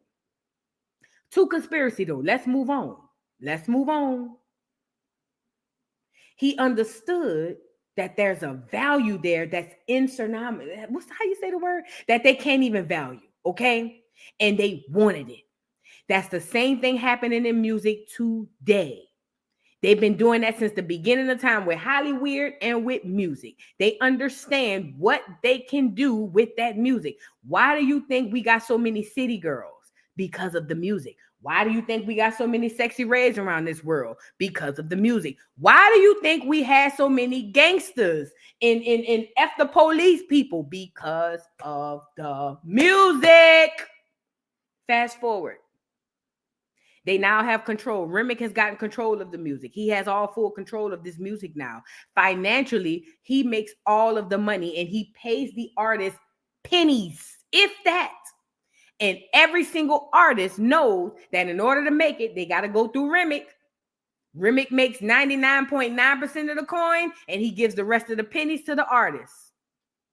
Tory Lanez was able to go in and figure out a way to surpass the Remicks of the world and go straight to consumer and find ways to make money from the consumer and have the consumer make money from him. Now, this is with NFTs. Yeah, they clone Tyrone tees. They showed y'all how they control us with the music and they clone Tyrone. But that's a whole nother story. They already showed us how they control us with music and they clone Tyrone. But let's fast forward. Tory is now a threat to the Remick of the music industry because now he found a way through NFTs to basically cut out the Remicks of the world and make money direct to consumer. And that was a problem. Shortly after that, Meg Thee Stallion comes into his life, or maybe around that time. And then shortly after that, this pow happens. Shortly after that, he's in jail. Shortly after that, you feel what I'm saying? Now he's stabbed. So who knows? Who knows? But let's get into what Tory had found when he found out how to crack the system. We've spoken about this before. Get the likes up on the video. $1 for the NFTs, right? I sold these shits to my fans for $1. People came, some people bought 20, some people bought 5, some people bought 60. It doesn't matter how much you bought. It was only $1. You spent $60, you bought 60. I need y'all to understand. One of those copies right now is going for 50,000, 60,000, 60,000. Yo, my nigga, and these are sold. They're sold. Go look at the list right now and see how small the sellers list is getting. Y'all don't understand what the fuck is going on? Y'all don't understand I just cracked the fucking industry? Y'all don't understand I just cracked this shit? I just cracked this whole shit. It's cracked. It's over. I cracked the whole shit. It's over. It's over. No more middleman. All y'all artists out there, fuck your label. Fuck the nigga that's telling you, yo, you gotta wait for this day on Spotify and on this. Fuck that. Nigga, it's over. Y'all gonna get paid, and your fans gonna get paid, and they gonna keep coming to you. Why? Because y'all making money together. This the digital trap house. Welcome, niggas. You're fucking welcome. We here. We here. You understand why I'm going so crazy? I can't believe I did this shit my fucking self. This may not make sense to niggas like y'all. Some of y'all niggas, it hasn't registered yet. It hasn't got there yet. It hasn't got there. Y'all niggas like, yo, why is he screaming? Come on. Understand. Look into it. Do your research, nigga. This is revolutionary, nigga. This is history in the fucking making. It's niggas right now. I think the lowest copy right now is going for 30,000. The lowest you can sell it for. Imagine a nigga who bought 5. Imagine a nigga who spent $5. Imagine a nigga who really spent $5, my nigga. He can make 500,000 selling them bitches for 100,000 right now, and niggas are buying it, nigga. Have you niggas ever sold an album for 100,000? All right. So I wanted to get more clarification on how this NFT thing worked because I wasn't quite sure. And this is the way I understand it. If I'm wrong, somebody correct me in the comments. So this is what happened. So remember I told you he cut out the remix of the world. He cut out the label. That's why he said, y'all can say F your label. You don't need them no more. You can make money direct to consumer. This is what they're saying that Tory did. Now, I'm not into digital currency, but we all know that's a thing right now. So this is what happened. Tory dropped the album. Spotify shadow banned him. Apple Music, everybody shadow banned him. If you went and looked on Spotify, you couldn't find the album unless you searched for it. And even then, some people couldn't do it. So what Tory did was turned around and said, okay, bet. What I'll do is, and this is after me reading and going through some other little slight research. Okay, so what he did was he sold his album for NFTs. Those are cryptocurrency type T's, digital currency, whatever. So he sold this album for NFTs, but he sold them for $1 a share. Now, some people are like, oh, he sold this whole album. That doesn't make sense. You selling away your rights. That's not what he did. What he was doing was, it's almost like you got one album. He was tearing off little bitty bits and selling them for $1 a piece. Does that make sense, y'all? So this is the album. What he'll do is, he'll tear off a little bitty corner here and sell it for $1 worth of NFT to you. So now you got your little piece. But remember, this is an album and it's anticipated. So people want to hear this album. And he only selling limited amounts of his pieces of his album. Now, once I get the piece of album, now the demand goes up because people want my piece of album because people want to hear it. But mind you, we're trading in NFTs. This is how I understand it. If I'm wrong, y'all help me out in the comments. So what they're doing is, what they did was, now that the NFT that he sold his little bitty piece for $1, now because of the digital currency and how it appreciates in value, that $1 NFT, when you go to sell that little bitty share I sold you for $1, now because the person wants it so bad, they're willing to spend $60,000 worth of NFTs. But remember, 60,000 American dollars worth of NFTs. So that $1 that you spent have now turned to, for just this one person though, not for everybody. Does that make sense? So for instance, I'm gonna pull somebody, Abundance and Clarity. I might sell her this one little piece of my album. Now everybody wants to hear this album. This is a limited piece. Abundance and Clarity, and let's say maybe 20 other people in the world has it. But everybody want to hear this album. Somebody might come to Abundance and Clarity and be like, yo, I give you 10,000 for it just to let me hear it. And Abundance and Clarity might be like, bet. So now Abundance and Clarity has over quadrupled her money. And the value of that little bitty piece has gone up. So that's what Tory did. What Tory did was found a way to surpass the middleman, the Remick, the powers that be, and go straight to the consumer. Now, if I'm Abundance and Clarity and I spent $1 on my little piece, and then somebody wanted to hear my little piece so bad that they gave me 10,000 to hear it, you don't think I'm waiting on Tory to drop the next album so I can hurry up with my money and buy another little piece? So that's why he said your customers gonna always come back to you because y'all getting money together.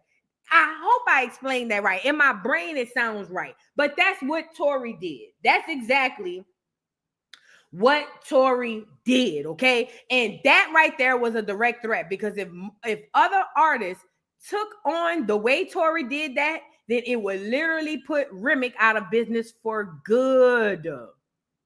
For good, because they won't have to go to the label. They won't have to go to these major companies. They won't have to do none of that because they will go straight to the consumer. That's what Tory did. Okay, Nia said you did explain it right, but the part you didn't mention is that the label owned the album still. Yes. So, and I don't know this to be a fact, but even if the label owned the album, which I don't know because I thought he was independent. I don't know that part. I ain't gonna comment on that part. But either way, he was able to still sell bits of the album for pennies, and then they all make money. Because remember, in this whole album, if he only sold this little bitty piece to Abundance and Clarity, how many other pieces does he have to sell? So he's gonna make hand over foot money. Abundance and Clarity with her little bitty piece is going to make hand over foot money. And the very next time Tory come out with an album, Abundance and Clarity going to be first in line to get her little piece so she can make more money off of it. So yeah. All right. So that's what happened. And I believe that that's why he started having the fate and the luck that he had. I believe that that's why everything started going downhill for Tory. I do believe it. It sounds to me like, and don't quote me on this, Jay, because I'm not smart on this, but it sounds to me like he was selling shares of the album. But don't quote me. I'm not really big into like economy and numbers and all that stuff. I'm more of a literature girl. I love history and literature. This is not my field. I'm kind of illiterate on this. I'm very illiterate on this. So please don't quote me. But I'm assuming, yes, it's kind of like sharing, like buying or selling shares. Okay. Yes, Goddess Peace.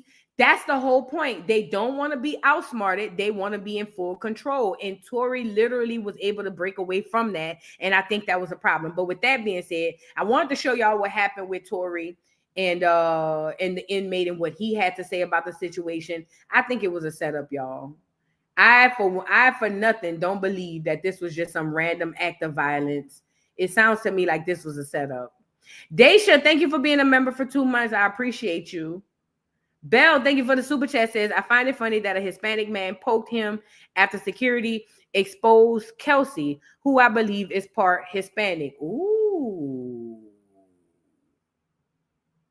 Kelsey got Hispanic in her, and a Hispanic man poked her. I didn't think about that. But you could be onto something. You definitely could be onto something. Dakota Dupree, thank you for the super chat. Vu, we're supposed to believe this kind who demonic ass was smexing and unaliving a 13-year-old child. Please deport him ASAP. I know that's right. And I heard that his charges, the inmate, was him unaliving a 13-year-old. Girl, what? That's crazy. That's crazy work. Anyway, but that's what I believe is happening to Tory. But we'll see. Hopefully they get him out or whatever. Yeah, we'll see. Now let's get into Diddy. Let's get into Diddy Bop. Day 14 of the trial is what it was. Chris Cooks, thank you for becoming a new member. Thank you so much. I appreciate you. Thank you so much. Yes, and I heard he raped her too. Let's get into a 13-year-old that was his live girlfriend, living girlfriend. Wow. That's crazy. And you know what else I wanted to know too before we move to Diddy? All them black folks in the prison. So y'all, I thought, and again, I ain't never been to prison, knock on wood. Thank you, Lord. But I thought the way prison politics works is if a Hispanic do something to a black, I thought y'all were supposed to go to war. I could be wrong. I ain't never been to prison. But I thought they were supposed to go to war behind that. I don't know. Let's get into Diddy. Baby.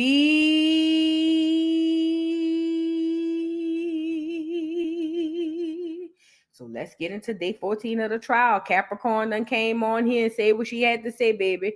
Let me say this. Names was dropped. And Lauren London and Kim Cole. Girl, what was I about to say? Kim, what's her last name? Anyway, Lauren London and Kim were named. And they're alleging that Kim used to be staying at hotels with Diddy along with Cassie Porter. That's her name, Kim Porter. Sorry about that, y'all. I be running into blank sometimes. But allegedly, Kim was over there staying at the hotels with Diddy, and also Cassie was over there staying at the hotels with Diddy. Now, this is when Capricorn was an assistant. Capricorn, I guess, had to be around in the earlier times. You feel what I'm saying? It had to be around the earlier times because she speak about Kim. I told y'all yesterday, nobody has clean hands. Nobody. And I find it odd. I know a lot of people not bringing this up. Why don't the prosecution like to dive into the Kim saga? Why don't they want to dive? If they really wanted to nail Diddy to the cross, this is just a random question. If they really was trying to nail Diddy for all the horrible, heinous things he did, why wouldn't they bring Kim up into the fold? Because everybody is looking crazy at the Kim allegations. Why wouldn't we go into detail about the Kim situation? And I'm telling you why. It's for two reasons. Number one, they need her to maintain the image of the sweet, innocent baby mama who wasn't with the shiz naive. Number one, or Biggie, another one. But number two, the reason being is because they don't want to try him for that. Girl, you think them people don't know what Diddy doing and what he has done? And the fact that Lauren London is there, I forgot her and Cassie was like this. I forgot. Because see, if you was there in the early 2000s when Lauren London was that girl, I forgot her, Cassie, all them girls used to be cool. You notice they won't put people on the stand who really got real stuff to say, like Jonathan Oddie. They won't put Gene Deal. They won't, you see what I'm saying? Get Lauren over here, because Lauren seemed like she was there for a lot of stuff. You know what else it made me think of with these freak offs? Allegedly. Remember when Whack 100 allegedly said, well, he said allegedly that Nipsey Hussle was banging out boys, men's. Y'all remember that? Put a 3 in the chat if y'all remember when that came out. When Whack 100 came out saying that he had a tape of what's his name? Of Nipsey Hussle with a man. Allegedly. And then they say allegedly, because you know, him and Diddy was cool like this too. They used to hang. If you didn't notice, Whack 100 came out on multiple occasions, triple down on it, quadruple down on it, to say that Nipsey Hussle and Lauren London was over there in freak offs with men. He said he got the tape. I don't know how true it is. This is what Whack 100 said. Now it's starting to bring me back to these freak offs and her being this cool with Cassie. Oh, and by the way, I heard that they said it wasn't always Diddy with the mask on too. That was, but we don't know. But anyway, I heard, no, but where was I going? They say, since Lauren was around all this stuff, I'm curious to know, what did you see? Like, what tea does Lauren have?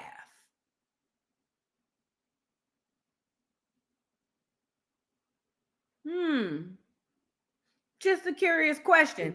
Also, with this Capricorn girl, like I said, she was the original, one of the earlier assistants. They say she was a mess. She kept crying all over the stand, whoop-de-whoop, whatever. And then they say she spoke about how the things that she experienced, and apparently she worked for Diddy like 3 or 4 different times, from like 2006 to 2008.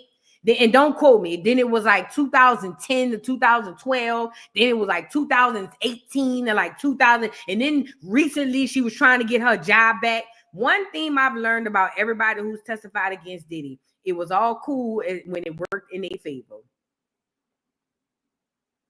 Everybody wanted to go back to work. Now, according to this girl, Capricorn, she wanted to go back to work because she said she used to be on vacations with Rihanna. She used to be in the It Girls crowd. And she didn't give a, in my opinion, she was willing to watch Diddy beat Cassie ass to make sure she in those circles because she wanted her job back.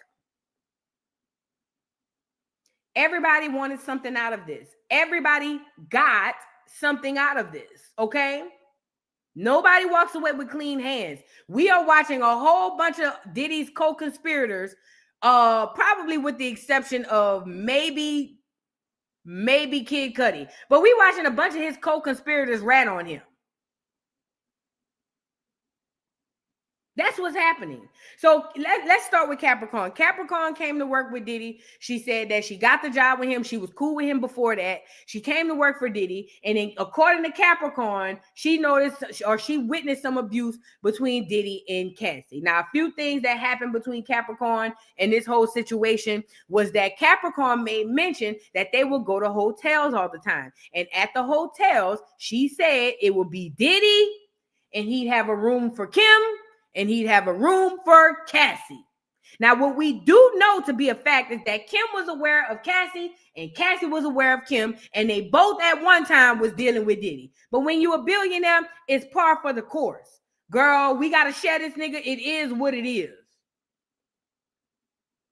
From what we understand from the testimony, they're saying that Kim was more like the wife or more like the girlfriend. Cassie was more of the fun girl. The part that got me was when Capricorn started telling her story about what happened the night that they went to Kid Cudi's house. Now, mind you, Kid Cudi came on here and said that basically he got a call from Capricorn and said, hey, FYI, Diddy is in your crib. You need to get over here. According to Capricorn, Capricorn called Cassie to tell Cassie they at my crib. They at your nigga crib. And he said, they at my crib. This nigga was in the bed with Cassie. Cassie moving around like a flunky, texting this girl. Now, mind you, she's Diddy's assistant. Diddy is paying for her apartment. Diddy is paying for her car. Diddy is paying for everything. And her phone and everything. And Cassie on the phone texting her. She telling Cassie they want to do a little trip. Cassie on the phone texting her, hey, girl, you mind if we bring Kid Cudi? And the girl texts back and was like, Kid Cudi? Bitch, first of all, delete this, first and foremost. And then secondly, no. Are you okay? And Cassie, well, see, Cassie used to getting popped upside the head. Capricorn said she didn't want to get popped upside the head. So she took Cassie down to the Best Buy to get her a burner phone that Diddy later found. But that's where Cassie was doing a lot of the communicating. This proves that Cassie was, in fact, sneaking behind Diddy's back and cheating with Kid Cudi. Kid Cudi testified that, hey, from what I understood, they weren't together. But I don't believe that because why would she then call you and say Diddy found out about us? It doesn't make sense. It's given to me Cassie and Kid Cudi knew that she was still messing with Diddy and they was doing it on the low. So boom. Fast forward. So Capricorn gets confronted by Diddy. Oh, you knew this hoe was cheating on me? Oh no, Diddy, I swear I didn't know. Yes, you did. First of all, this is what I want to know. How did, because they saying that Diddy got Kid Cudi's address from Capricorn. Now that tells me a lot of this story is missing. Has she been, or maybe I missed it and y'all could catch me.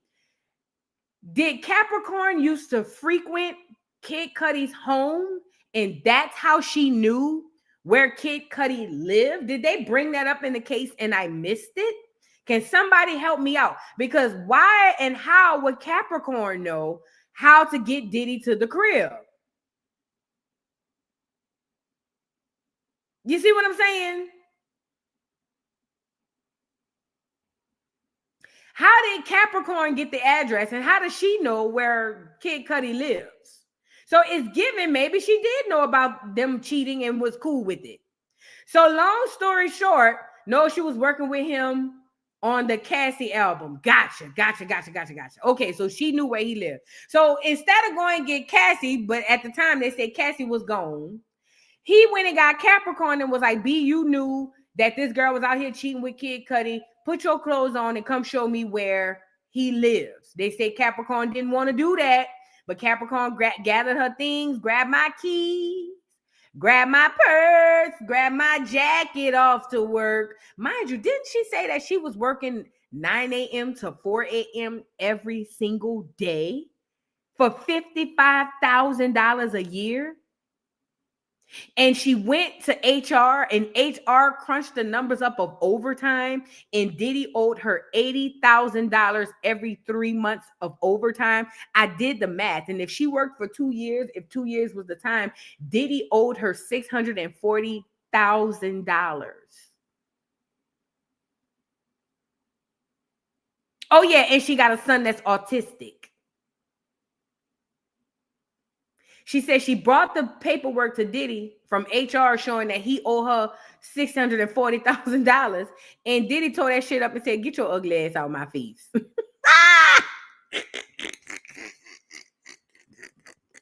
And you working 9 a.m. to 4 a.m. Who got your baby? Who got your baby? Your mama must be watching your baby. Your mama must be raising your baby. Who is watching your baby while you up 9 a.m. to 4 a.m.?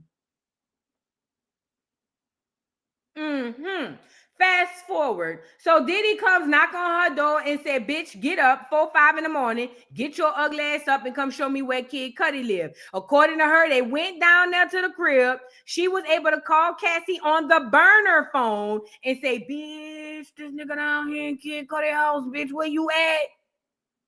And Cassie, oh my God, I can't believe he's doing that. And Capricorn was like, bitch, where is you at? Bitch, this nigga is in that nigga house. Where is you at? And Kid Cudi said, he in my house. And apparently Kid Cudi jumped up and got in the whip and came down there. Now, in the midst of this, Diddy sees Capricorn on the phone and said, who you on the phone with, you raggedy bitch? And Capricorn was like, huh? And by the time he picked up the phone, they said the phone was hung up. So he redialed the number, hit the redial, and Cassie picked up the phone.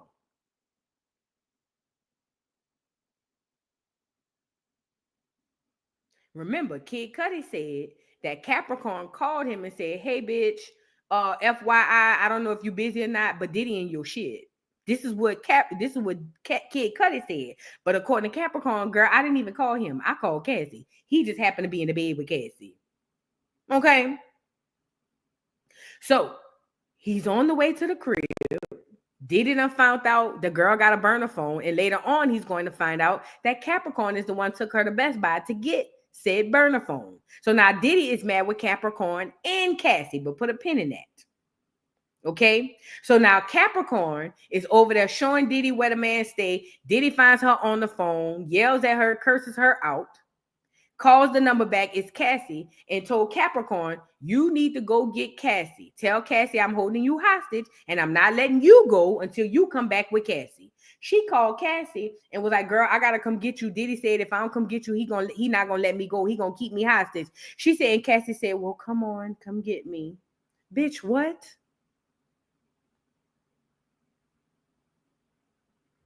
So she goes pick up Cassie, brings Cassie to the house. Now, let me say this. To anybody who was offended by Armand Wiggins' reenaction yesterday of the situation that happened when she brought Cassie back to the house, then you are too triggered to even be talking about this subject. And let me tell you why.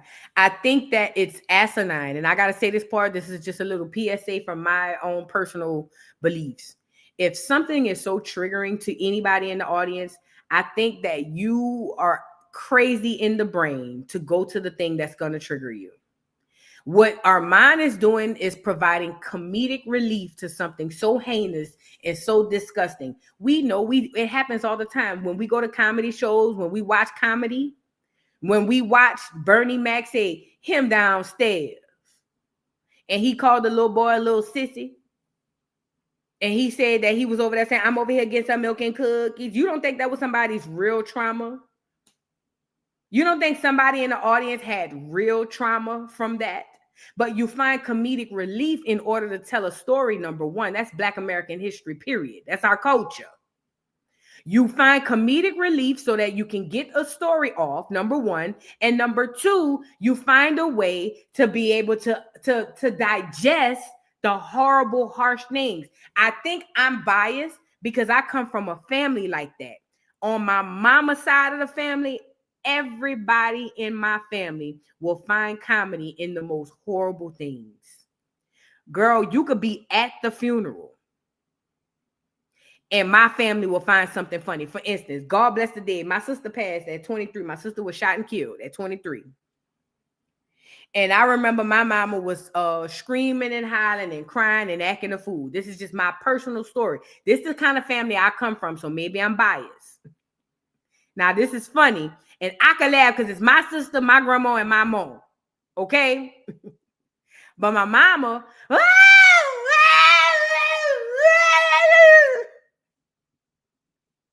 my grandma said, shut your ass up. She already dead. God damn.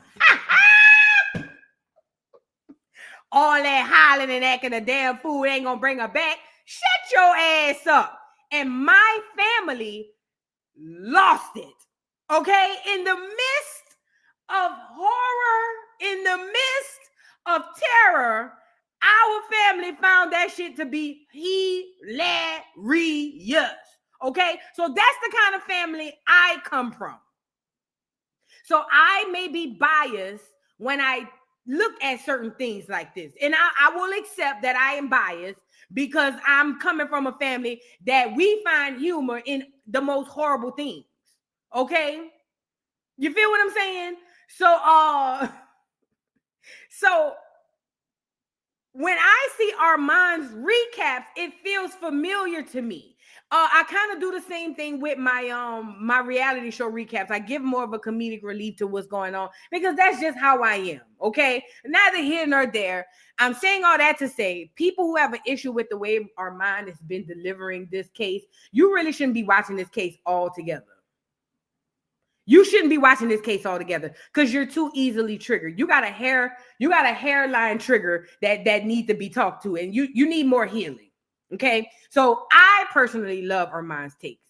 So when Armand went to talking about what happened when Capricorn bought Cassie to the door, he said Diddy had on a robe with some drawers. I gotta go get it. Now I gotta let Armand do it. I can't do it. I'm gonna let Armand do it. Let me let Armand do it because he does it best. When I tell you I choked laughing. That's how funny this was.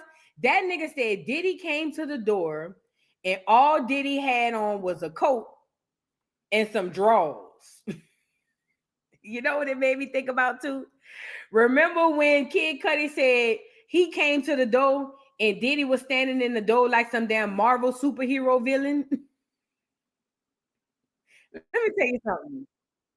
Nobody could make me believe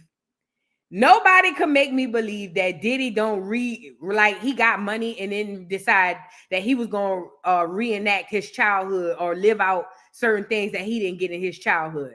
I believe that Diddy really do think he the characters that he be playing. Like for real. And when you a billionaire, you can afford to live your dreams like that. Like you can literally afford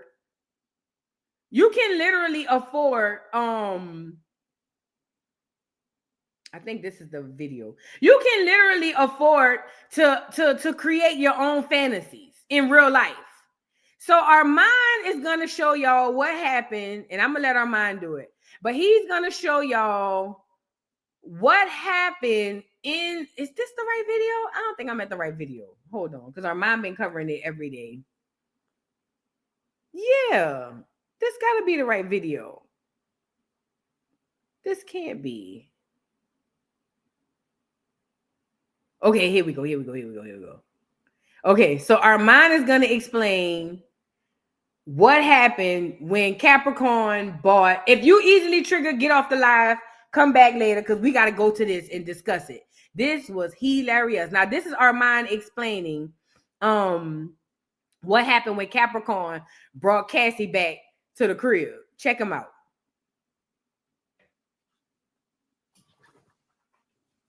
They at Diddy house. Hold on. They at Diddy house.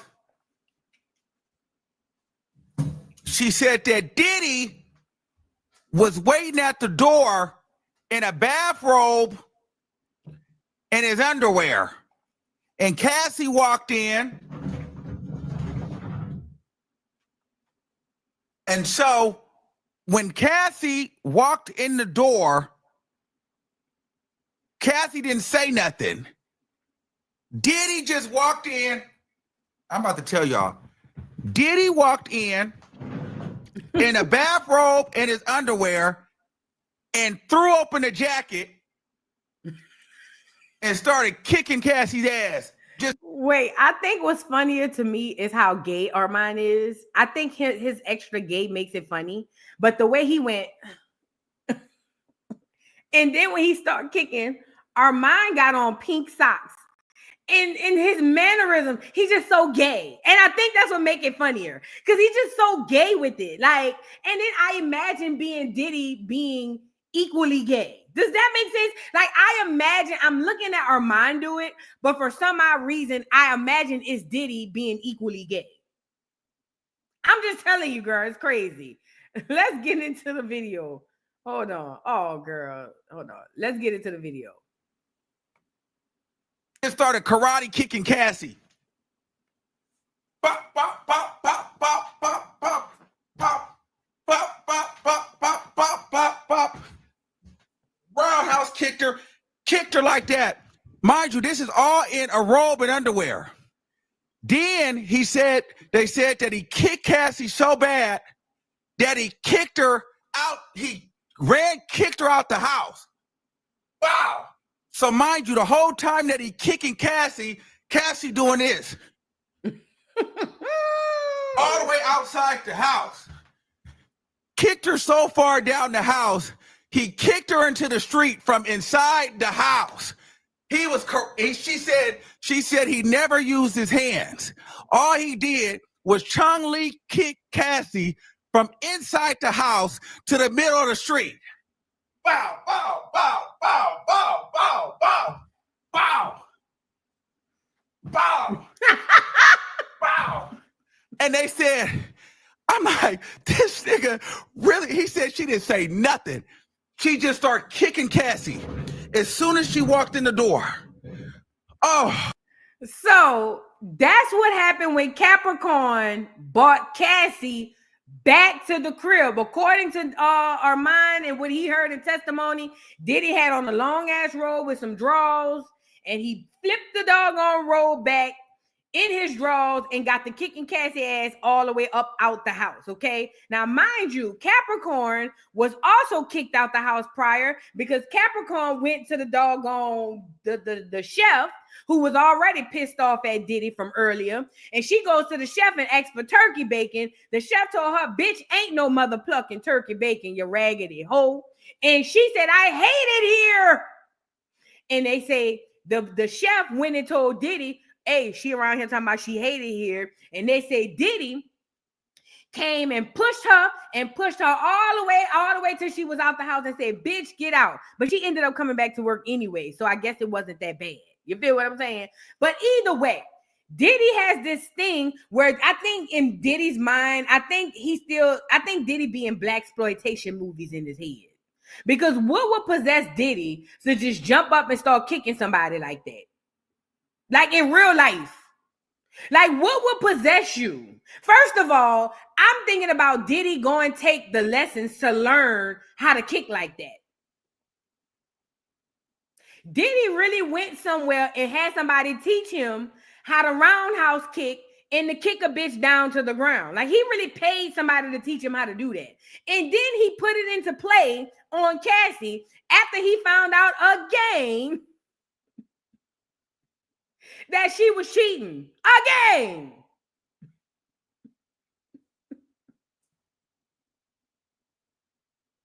This is not funny. I am by no means laughing at the DV of the situation. I'm laughing at the surrealness of it. Like this is real life. Like, this is a real person in real life who really brain thinks like, I'm gonna go take a lesson to learn how to kick a nigga. So I could really learn how to do some type of karate or taekwondo. So whenever somebody piss me off, I'm going to be able to know how to kick them. And then to put the outfit on, the long robe with the draws. See, this is why I'm telling y'all, Cassie got every penny Cassie got, she deserved. She got $20 million worth of ass whooping. Let's really be clear about it. She don't need to give none of that money back. She don't have to. Cassie received $20 million worth of ass whipping. She did. She did exactly what she was. Hey, I'm not mad at the out part, the last part of Cassie. You see what I'm saying? But ultimately, do you know how Diddy got to feel about you to just start kicking you? Like, I'm starting to think about what Diddy has to do and say to get her to forget that and hone in on something different. Like, I'm pretty sure that when Diddy's doing makeup, when he's making up with her, I'm pretty sure he's just like, I really care about you. I really love you. I do this stuff because of the things that you do. You be out here with these niggas. You out here with this nigga. You with that nigga. You disrespectful. You this, that. But I really love you. And I think that is what Cassie in her mind, and this is where that abuse comes in. That's what Cassie holds on to. So when she getting heel kicked up out the door, in her mind, that is temporary. What's permanent is that he loves me. That's what I'm assuming. That's what I'm assuming. I'm assuming that she was under the spell. Most of us black women, if you lucky enough to be one of the black women who've never been under the spell of a man, then lucky you. But most of us, 99% of us women, have been under a spell of a nigga. And we can sit up here and act like kicking is the last straw, but it's a woman next to you that'll say whatever happened in your relationship was the last straw. We are in no position to judge. They got women who don't play with their money, and you could have been head over heels behind a nigga who was stealing yours. It's a bitch sitting next to you say, nah, I let him whip my ass before he take my money. It's a bitch around here who watched a nigga knock your head through the washing machine and dry and say, hey, I'll get that nigga my money before I let him whip my ass. Now, hold on. We are in no position to judge because we've all been a fool or a duck behind a nigga. And it just so happened Cassie was a duck and a fool behind Diddy. Okay? It just is what it is. We are in no position to judge. Okay? All right, y'all, get the likes up on the video. Get the likes up on the video. So now Diddy kicks her.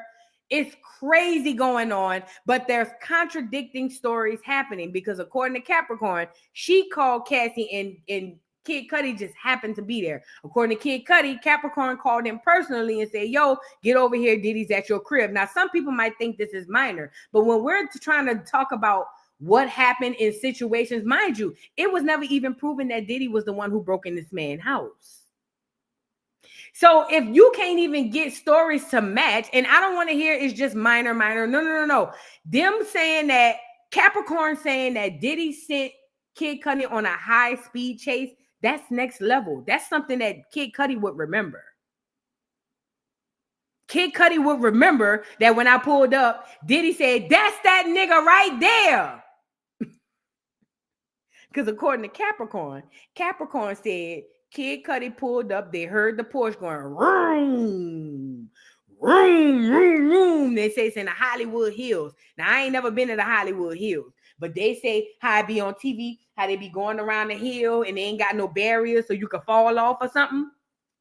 They say they heard Kid Cudi coming down the hill. Room, room, room, room, room, room. And they say when Kid Cudi pulled up, Diddy was bent over on the car talking to Cap. And he didn't say that. They didn't say that, but I assume in my brain that's what happened. He was bent over telling Capricorn how she needed to get Cassie back over here. And then they say that he looked up and he heard that room, room, room, room. And he heard Kid Cudi hit the gas, go room, because Kid Cudi was coming to see who was in his crib.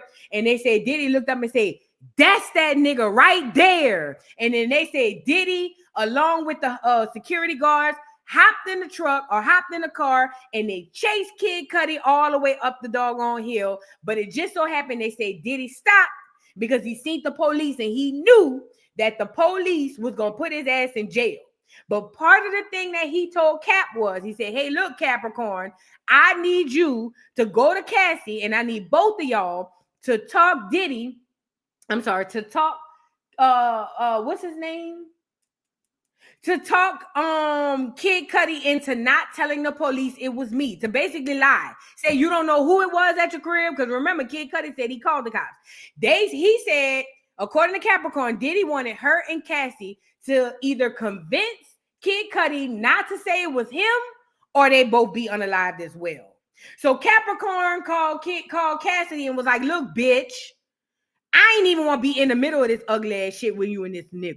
But I'm here. And because I knew that you was cheating on this nigga, he want my head off my shoulders and he want yours off too. So what we got to do is call Kid Cudi and convince his ugly ass not to go tell the police this was Diddy.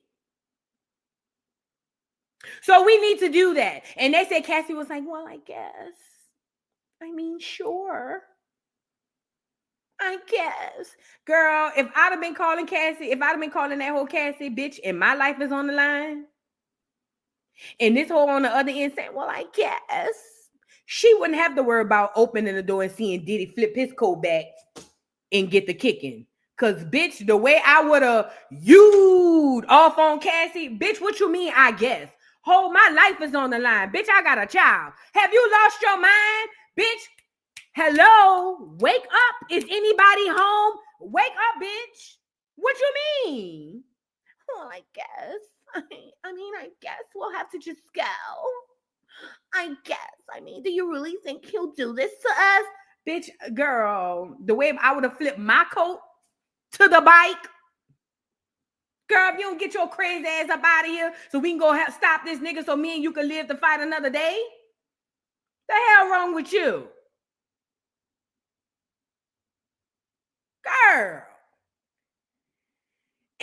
And remember, they were friends. Oh, she also said that she was hired on as Diddy's assistant. Then she left and came back as some sort of like brand like leader. Like basically she was in charge of what people, thought, saw, and dealt with the brand. Then she came back as Cassie's image person or something like that. And she said Cassie started feeling herself. Oh, yes. She said, baby, Cassie started feeling herself. Cassie started feeling like I'm Puff girlfriend. And baby, I could talk to you any kind of way. I could deal with you any kind of way. And I believe it. I believe it. You want to know why? Because it was also mentioned in the book that Cassie was laughing when Diddy used to be popping Kim upside the head. And if Kim and Cassie were staying at the same hotels, then that probably is around the time that she would see Diddy popping Kim upside the head. Because remember, from what I recall, Cassie never lived in a house with Diddy and Kim. So where else would she see this? Where else would she see this? This is a real question. Where else would Cassie see Kim get beat? Other than the hotel, because they will both get rooms there. See, y'all got to look at it like this. Cassie is like the Clears. They don't mind getting their ass whipped. I'm not saying that Cassie don't mind getting their ass whipped, but I mean, in certain situations where they know it's inevitable, the Clears don't care. Okay, whip my ass, black my eye, bust my nose. Who cares? They don't care. It sounds to me like Cassie was on that type of time. Girl, we got to get him not to say nothing to the police. Well, I guess. You guess? Bitch, what? And this is probably why, like somebody put in the comments, this is probably why they're not friends no more. Because let me tell you something, Cassie is a liability. If you're a friend of Cassie, Cassie is a liability. Cassie will be cheating on a nigga. Cassie will be cheating on Diddy with a nigga that y'all all cool with, and you don't know that Diddy don't know, and you don't even know Cassie dealing with the nigga like that, or maybe you do know. But either way, Cassie will put y'all in a situation where we all getting popped. We all getting popped. I couldn't be friends with somebody like Cassie because you're going to put me in harm's way. And that to me is too scary. To me. But I want to say this because this is big. I was watching this clip on I forget what it was on, but either way, they were talking about this RICO and they were talking about what the purpose of the RICO is. And this made sense. And I want y'all to understand this. What the person was saying was that what the person was saying was that this case, people are wondering how is this a RICO when it only seems like domestic violence? And they say the average person will see this as domestic violence, but people who understand the law and who understand this case understands that what they're trying to say is basically Diddy used domestic violence as a means to run this enterprise. So when you see all these people testifying about how Diddy hit him, about how Diddy kicked him, about how Diddy did this, Diddy did that, it's what they're doing with the prosecution. From what I understand, what the prosecution is trying to do is say the racketeering comes in with Diddy using coercion and violence and threats of physical violence to push the doggone empire. So with that being said, in a typical RICO, people would say it's money. Money is the motivation. Money is what makes these people go do all these things. What they're trying to say is when it comes to Diddy, it's not about money. They're saying he's using violence to push the racketeering situation. And this would make sense, Vo, because Vo said, but everybody's a willing participant. Absolutely. But this would make sense why all them people getting on that stand got immunity.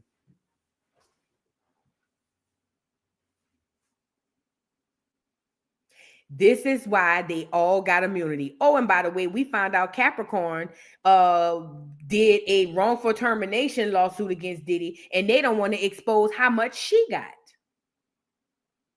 I told y'all this is a trial of Diddy and his co-conspirators. I told y'all that the same thing happened with R. Kelly. It was a trial with R. Kelly and his co-conspirators. Sparkle ass should have been locked up. KK need to be locked up. Capricorn need to be locked up. Hell, get Kid Cudi too. I don't care. Everybody need to be locked up. In my opinion. Because Diddy can't do this. All of the security, any and everybody who witnessed something and walked away, their ass need to be locked up. In my opinion. I want to move to some of the things that Capricorn said. One of the things Capricorn said when she talked about was working 20-hour days and only getting 55 hours a day, and how she basically started going through alopecia and losing her hair because she was so stressed out. The prosecution has wrapped up questioning Diddy's former assistant, Capricorn Clark.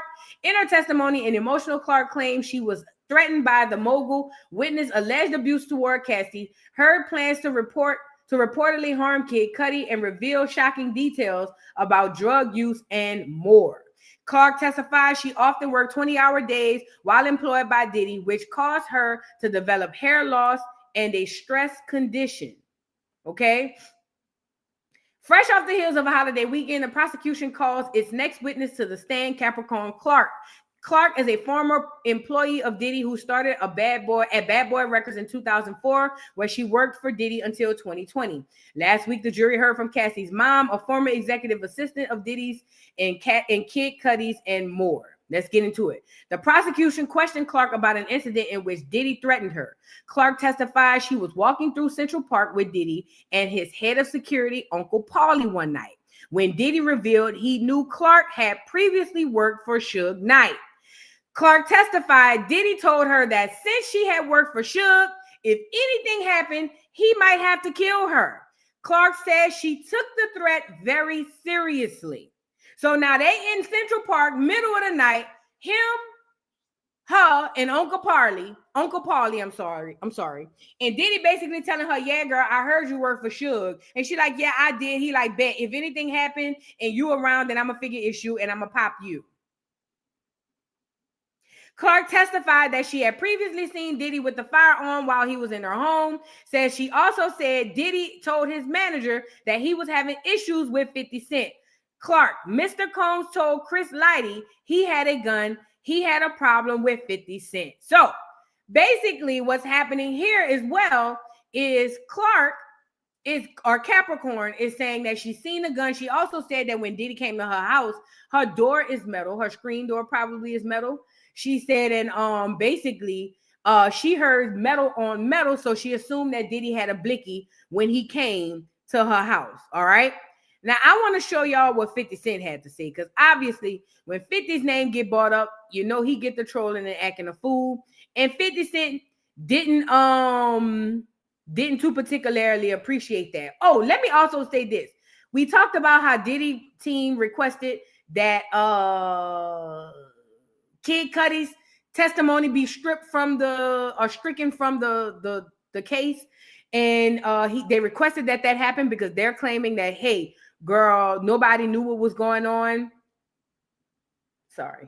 They requested that because they feel like nobody was able to prove that it was Diddy. Turned out that was denied. Now, then fast forward, Diddy's team also asked or tried to declare a mistrial, and then that was also denied as well. So I wanted to add that in. So the mistrial was denied, and also them trying to strike Kid Cudi's testimony was denied as well. Okay, now back to where I was. 50 Cent.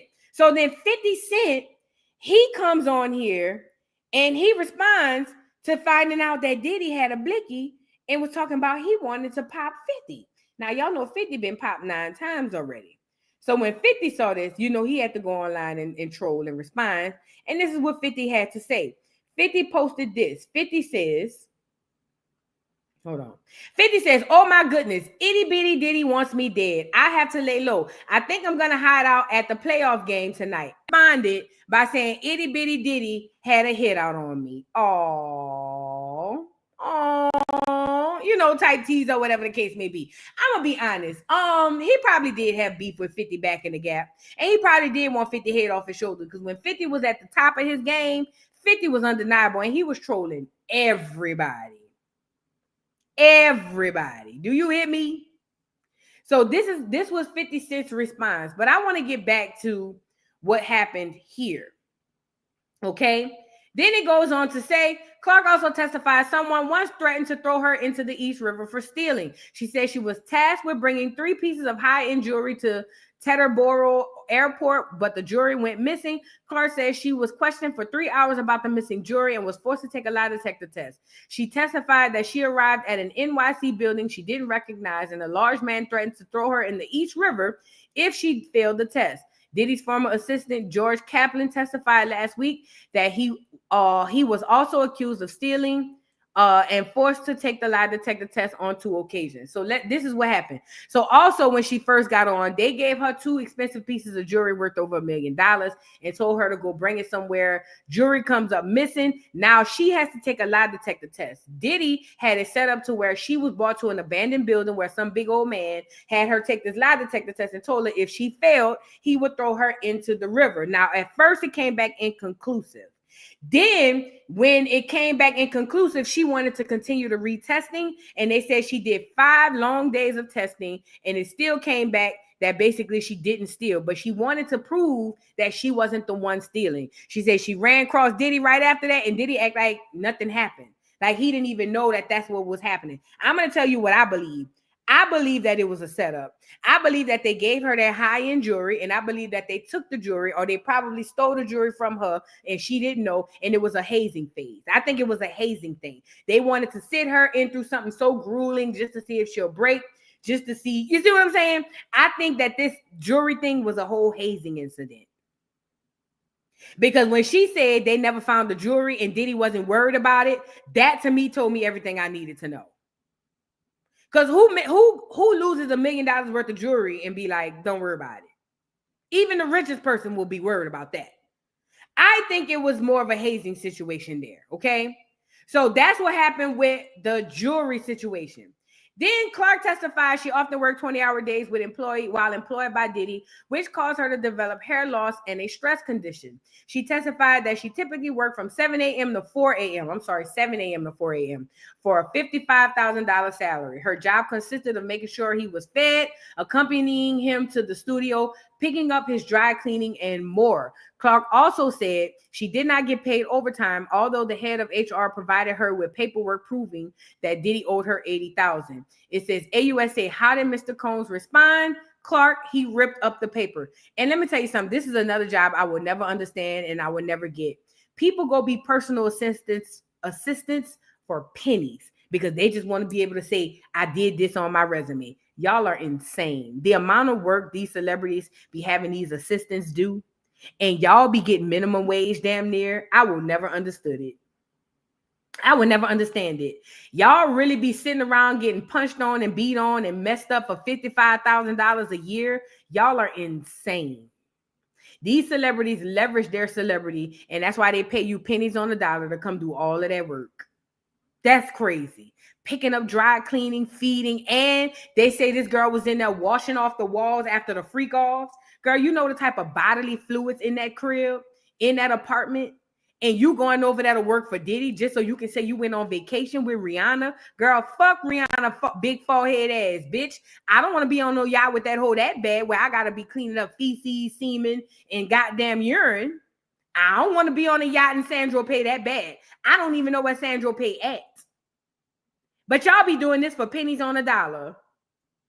It's very big in big cities like Atlanta, in New York, California. They all be having them assistants. Girl, y'all are new age fools.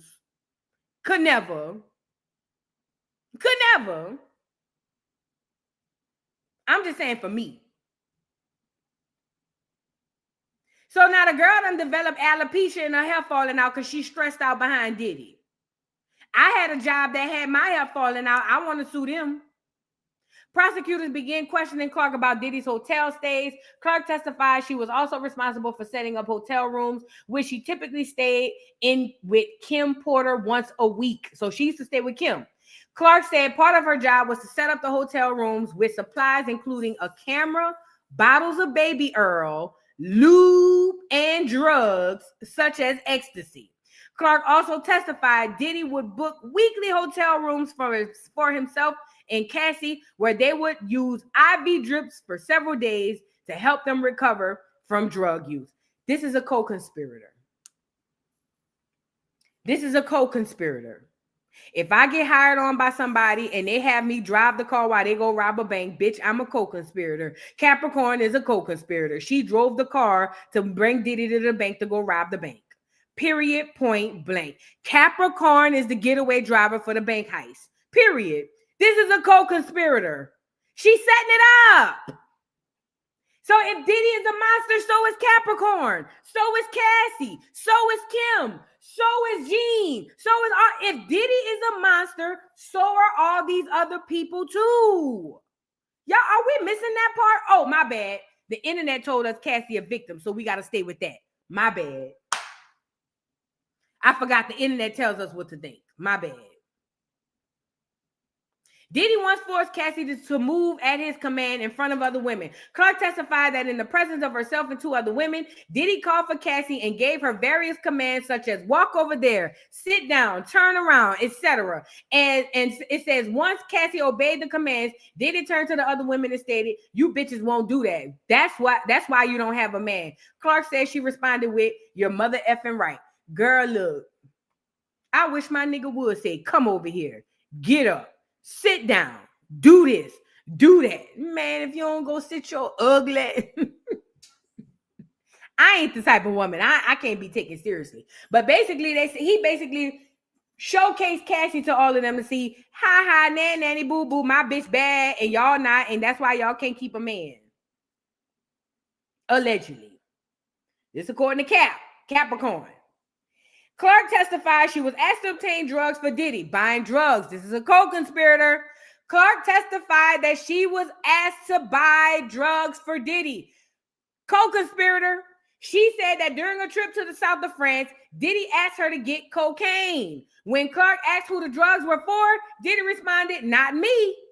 Clark said she obtained the cocaine, bought the drugs, that's a crime, through a security guard, and testified Diddy had her retrieve prescription drugs in her name, crime, because they're not really your drugs. So if you getting drugs in your name and you go and pick them up, this is the same shit, part of the same stuff NBA Youngboy went to jail for. Fake prescription drugs. Co-conspirator. That's what I'm hearing. Look, so she went help to get the drugs, and they say Diddy retrieved the prescription drugs in her name, which he would pay for. Co-conspirator. So she out there buying drugs. She a drug dealer. This is why they all have immunity, because they all took part in it. If Diddy's a monster, so is all the rest of these people. Period, point blank. Capricorn Clark broke down in tears, I don't care, while testifying about a 2006 incident at Diddy's home in Star Island. She said Diddy pushed her multiple times, trying to force her out of the house after a chef cursed at her for asking if they had turkey bacon in the residence. Clark responded, "I hate it here," and the chef told Diddy. Clark testified Diddy forcibly shoved her again and again, saying, "If you hate it here, get the F out." Clark said she quit her job, but later returned to the company to work for Cassie. Okay.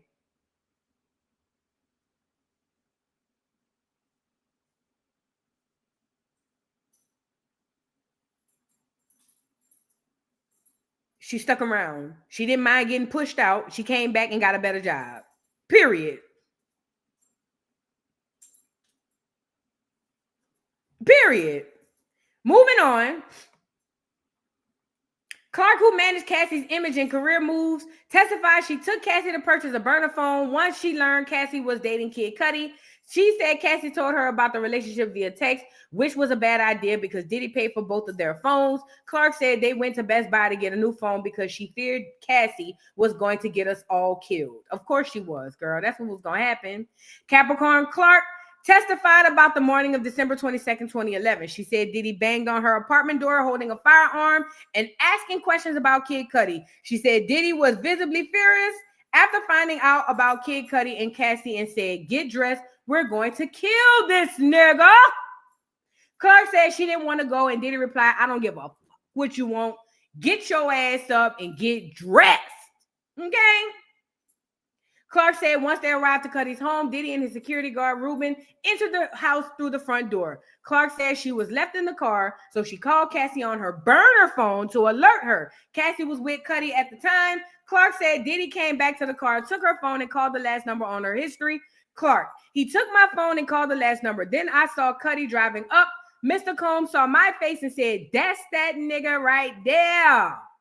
We drove off and saw police driving the other way toward Cudi's house. Clark testified Diddy ordered her to call Cassie and tell her that Diddy had me and won't let me go until Cassie arrived. Clark said Cassie agreed and asked her to pick her up. Once Clark picked up Cassie, she said they both went to Diddy's house. He allegedly told them not to speak to the police and asked them to convince Kid Cudi not to tell the police he was involved in the break-in. Capricorn said that after she and Cassie arrived at Diddy's home, he repeatedly kicked and beat Cassie. Clark tearfully testified she saw Diddy come at Cassie 100% full force, kicking her in the back while she was in the fetal position. Clark said Diddy told her, "If you jump in, I'm going to fuck you up." She added that Diddy's security guard did not intervene. Clark said she called Cassie's mom, Regina Ventura, to alert her about the abuse and said, "Girl, come get your child. That nigga beating on your child." Clark, he's beating the shit out of your daughter, girl. I'm in over my head. Please help her. I can't call the police, but you can. Following the break-in, Cudi's car was set on fire. Clark testified she was contacted by an arson investigator but hung up because she just wanted it to be over. Clark said Diddy questioned her about how much she knew about Cassie and Cudi's relationship, and Diddy allegedly said, "I should kill you bitches." This is not funny. This is crazy. Before taking a break, Clark testified that Diddy fired her, says that she said that while she was accused of not properly putting in on vacation time, she believed she was fired due to not informing Diddy about Cassie and Cudi's relationship. Clark said she lost everything, including her health insurance, 401k, her house, and her car. Clark said Diddy told her she would never work again and he would make me kill myself. You know what this reminds me of? Y'all remember Cadillac Records? Y'all remember when Howlin' Wolf came in with Chess, Leonard Chess? And Chess was like, "Oh, I'll give you an advance, or I'll give you this, and I'll give you that." And Howlin' Wolf was like, "I don't need you to give me nothing. I came here on my own. I got my own money. I'll make sure I get everything I need." And they say at the end of the day, all them niggas that was getting all that stuff from Leonard Chess, y'all remember that? They say when it came down to burying Lil Walter, that Muddy Waters was the only, not Lil Walter. Howlin' Wolf was the only one who had enough cash in his pocket to pay for the funeral. So what's happening here with this Cassie situation is that basically when she says she lost everything, he paid for the 401k, the health insurance, the house, the car. You never put yourself, not even in a job, to be put in a position like that, because you are setting yourself up for failure. Because once they gone, just like Leonard Chess and all them folks on Chess Records, once Leonard was gone, they was all broke, poor, and disgusted. You have to be a howling wolf in certain situations. Everything ain't glitter, everything that glitter ain't gold. Everything that's offered to you shouldn't be taken. I would have never allowed Diddy to pay for my apartment, my house, and my phone. Because, bitch, what happened one day when I want to get up and quit? What happened one day I'm tired and I don't feel like getting out of bed? Bitch, now I got to get out of my house too? Oh, no. I would have never let Diddy corner me like that. That's just me, though. But that's a lot of what happened in Capricorn Clark's testimony. And I think that she added a lot for what we know now is what they're trying to do with this case, which is trying to take Diddy down. Take Diddy down and unalive him in a court of public opinion. But other than that, hold on, I'm sorry, I'm reading as well. But other than that, what we know is, I'm sorry, y'all, I'm reading and talking at the same time. I'm sorry. What we know is Diddy was basically out there running his house, running the show, and he was basically going around there telling Capricorn he was going to unalive her. But this is the gag. Capricorn kept coming back. Capricorn was working up with Diddy and was trying to get her job back, don't quote me, all the way up to what, 2021, 22, 23? Capricorn said, girl, I ain't gonna hold you.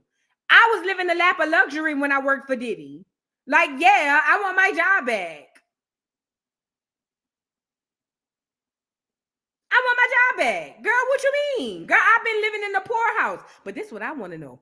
Why they won't tell us how much Capricorn got from that lawsuit, number one. And number two, how much did she get? Bitch, how much did you get? You want to work? See, this is what happens when you chase celebrities so much.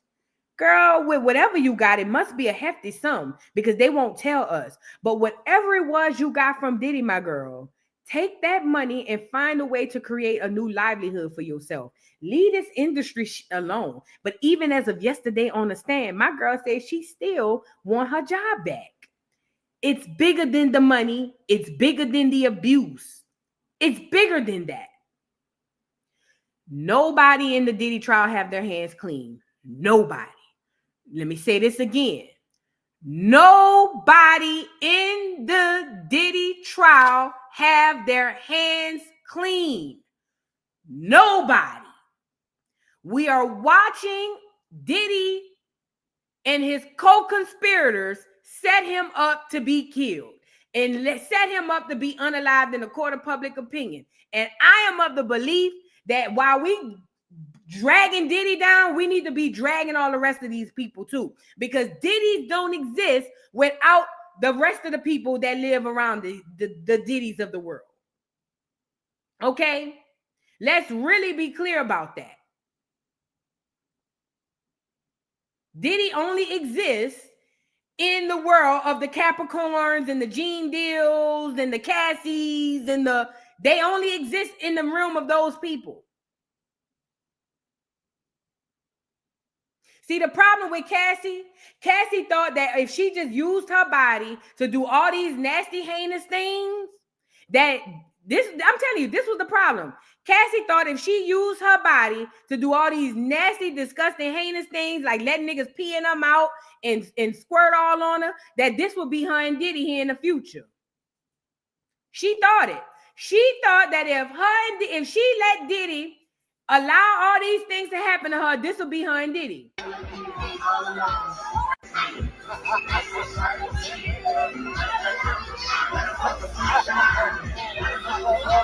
And then all of the things that she endured, all of the things that she went through, all of the heinous times she had in her past will all be worth it. This is all Lifetime movie worthy, because now she'll live. The nigga will die off early. She'll walk away with all of the loot,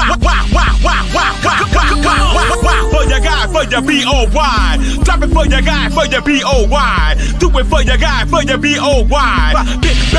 Come on, baby, we live. For your boy. For your boy. Also for your boy. Fix it for your boy. Drop it for your wah.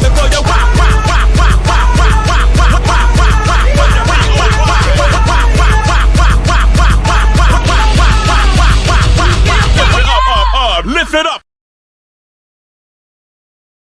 Mr. Carroll, how you give the voodoo doll time to talk? I don't get no fucking time to talk. Who the voodoo doll is? The nigga you just had up here.